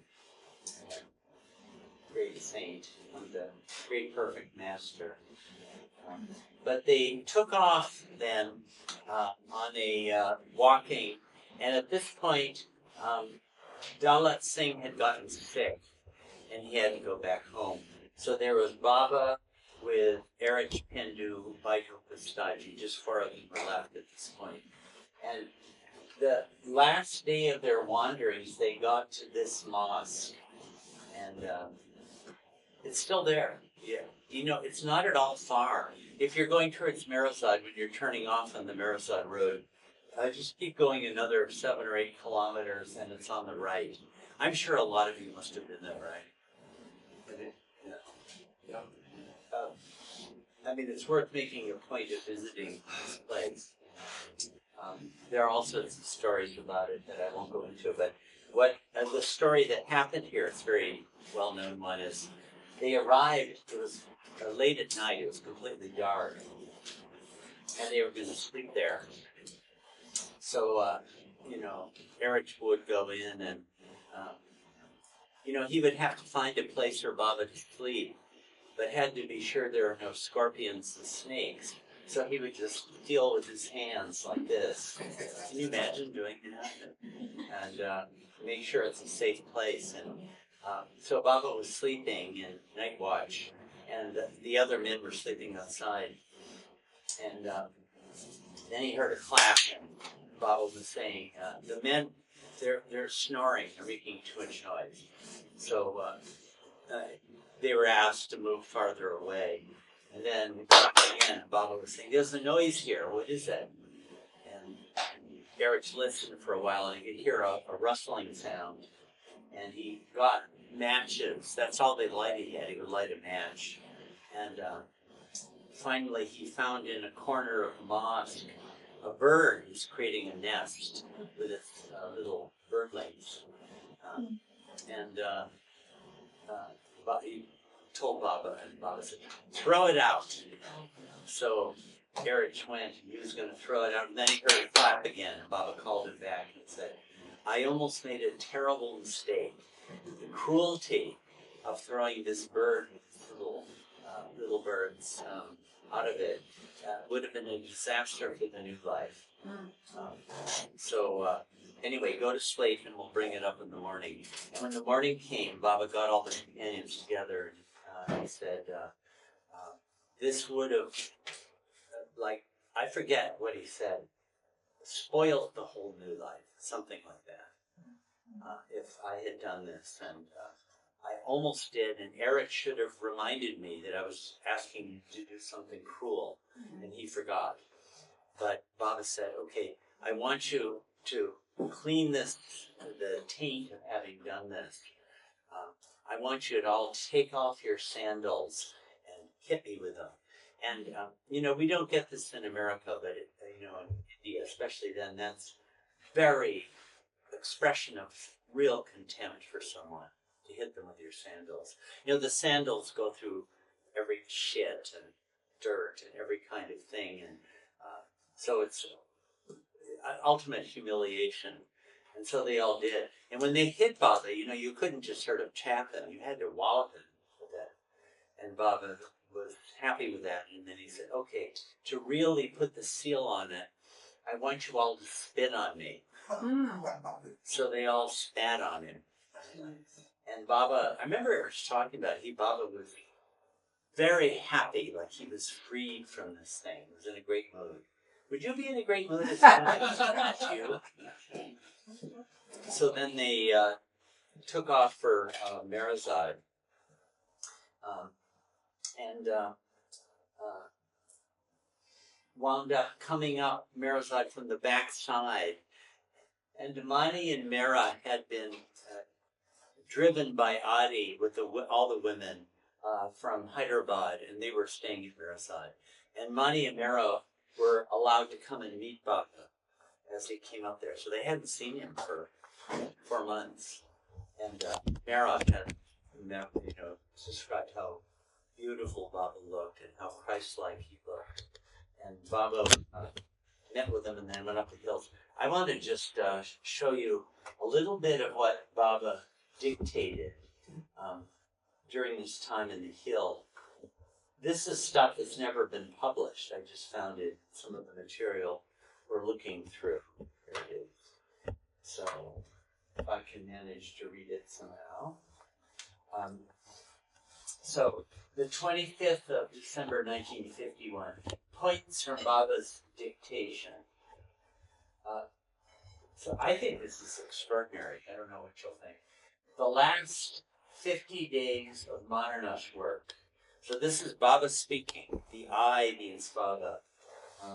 I want to wage war during the period of 50 days from 28th December to 16th February 52. The first 40 days are decisive. Now, what part will I have to play in this war? 4, I will have to fight an enemy. 5, this enemy is so unconquerable that unless I put forth an all-out attack, this enemy cannot be subdued. 6, now I will be the one who will be fighting against this enemy. 7, but today, how I feel means how do I feel? Only God and I know. My body has become a wreck. My mind is weak. My spirit is down. 8, in short, today, physically, mentally, and spiritually, I feel absolutely down and flat. 9, with such a body, mind, and spirit, I will have to fight my enemy, who is a powerful foe. Now let's see, how do I turn pages? How do I do it this way? Oh, darn it. Let me see if I shrink. Maybe I can do it. Here, let me move it over here. If I move it too much.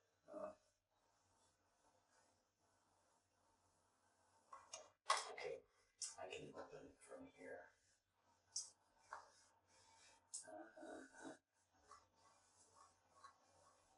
Sorry, I have to dig it out.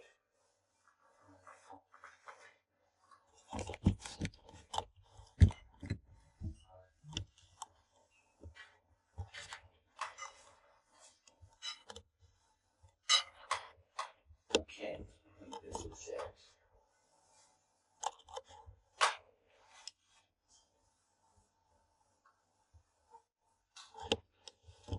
10. Who is this enemy? It is my mind possessing 7 deadly weapons, right? Manonash, annihilation of mind. 11. These 7 weapons are so deadly that unless I am helped, it will be impossible to overthrow my enemy. 12. Now, which are the 7 deadly weapons?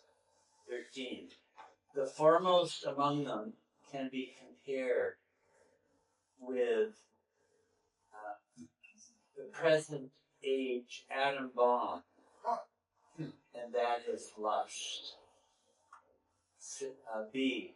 The next is greed of wealth, power, fame, and so forth.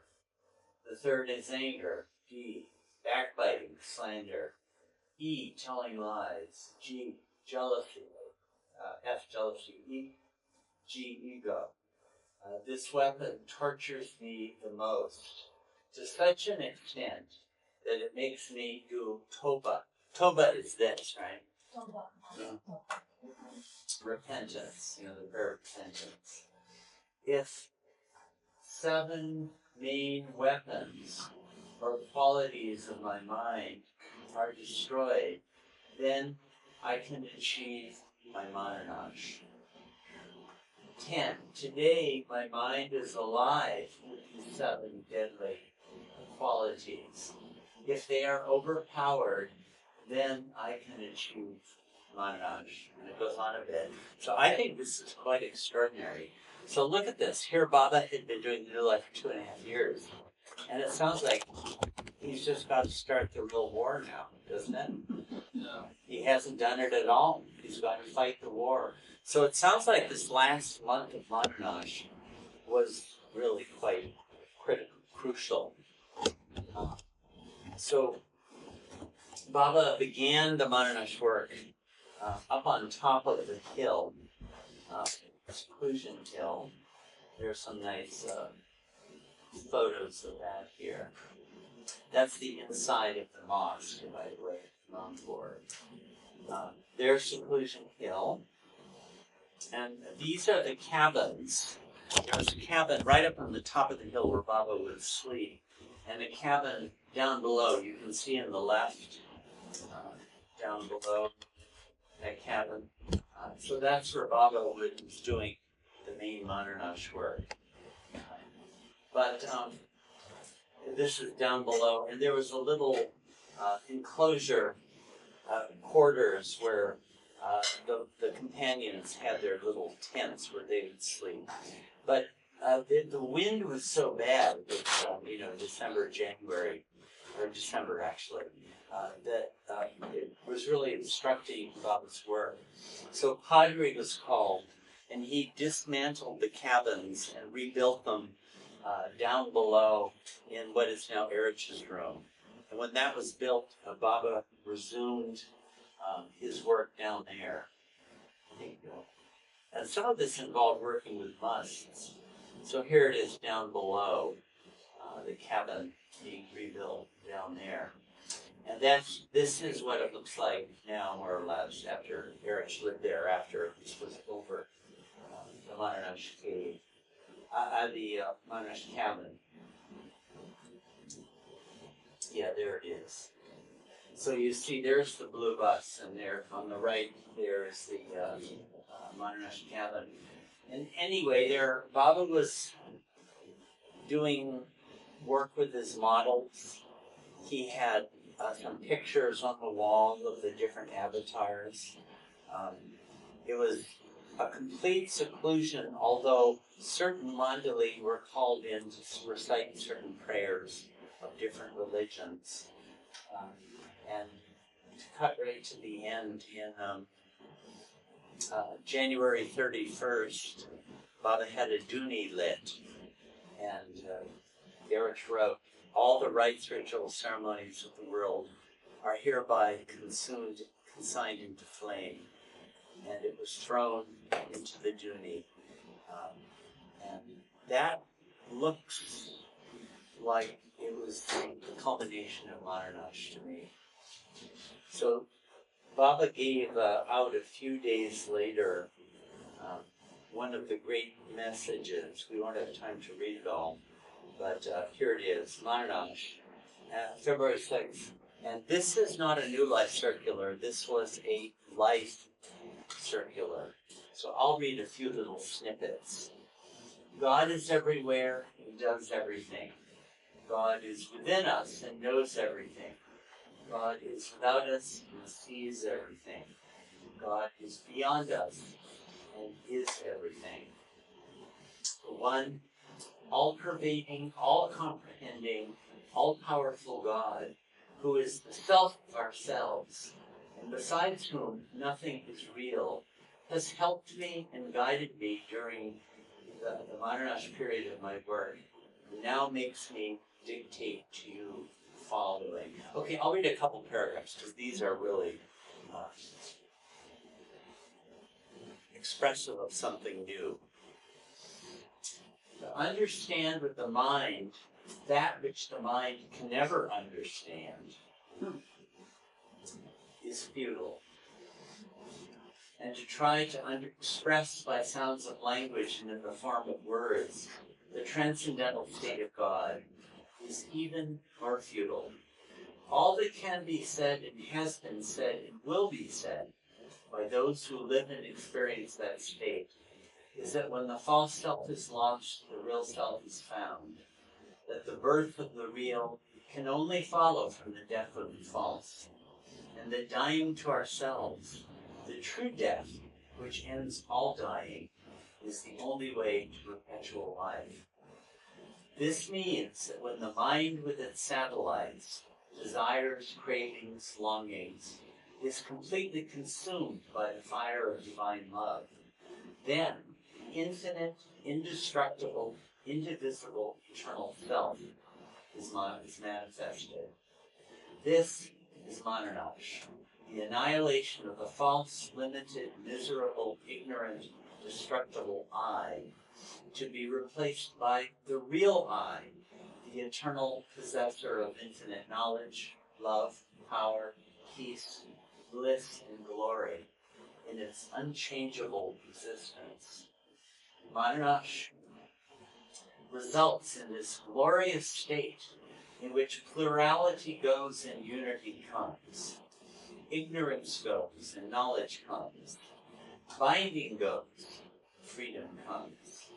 We are all permanently lodged in this shoreless ocean of infinite knowledge, yet are infinitely ignorant of it. Until the mind, which is the source of this ignorance, vanishes forever. For ignorance ceases to exist when the mind ceases to exist, right? Manonash. That's what this whole phase of this work is about. Unless and until ignorance is removed and knowledge is gained, the knowledge whereby the divine life is experienced and lived, everything pertaining to the spiritual seems paradoxical. And these are great statements here. God, whom we do not see, we say is real. And the world that we do see, we say is false, right? In other words, what we experience is exactly the opposite of what we profess to be true. We believe Baba. In experience, what exists for us does not really exist. And that which does not exist for us really exists. We must lose ourselves in order to find ourselves. Thus, loss is gain. We must die to self to live in God. Thus, death means life. We must become completely void inside to be completely possessed by God. Thus, complete emptiness means absolute fullness. We must become naked of selfhood by possessing nothing, so as to be absorbed in the infinity of God. Thus, nothing means everything. Again, one of the immortal statements. For these last 4 months, according to ordinary human standards, and by ways and means known to me, I have tried my utmost for the achievement of Manonash, and I can say in all truth that I feel satisfied with the work done. So it looks like he's saying he accomplished it. This satisfaction is due to the feeling I have of having regained my old life Meher Baba state, yet retaining my new life ordinary state. I have regained the knowledge, strength, and greatness that I had in the old life, and retained the ignorance, weaknesses, and humility of the new life state. This union of the old and the new life has given birth to life, life that is eternally old and new. And I'll read just this and then we'll stop. Life for me now means a free and obligationless life. Life of a master in giving orders, and that of a servant in all humility. 3, the feeling of absolute conviction that we are all eternally one, indivisible, and infinite in essence. And with it, a feeling of separateness from the real, omnipresent self. to ignorance. So that remains. Right? Life of God in essence, and that of man in actions. Life of strength born of inherent knowledge and oneness, and of weakness born of limiting desires. And I'll read one more paragraph and then stop. This is such an important message. My efforts for Manonash have been positive, and the result of Manonash will be positive. But the actual and concrete manifestation of this result, I leave entirely to the divine sanction. What is the divine sanction? I've never seen that mentioned anywhere else. Where, how, and when the result will be, I leave entirely to the divine decree. It may be at any moment, hour, month, year, or age. It may be in any part of the world, either in the east or the west, in the north or in the south. Yet in effect, it will embrace all four, and may be under any and all circumstances. I feel it will be a sudden coming and a becoming of the essence of love, unity, realization, revelation, and illumination in its varying degrees for me and for those connected with me. So that's kind of a great statement of what the new life culminated in. So with that,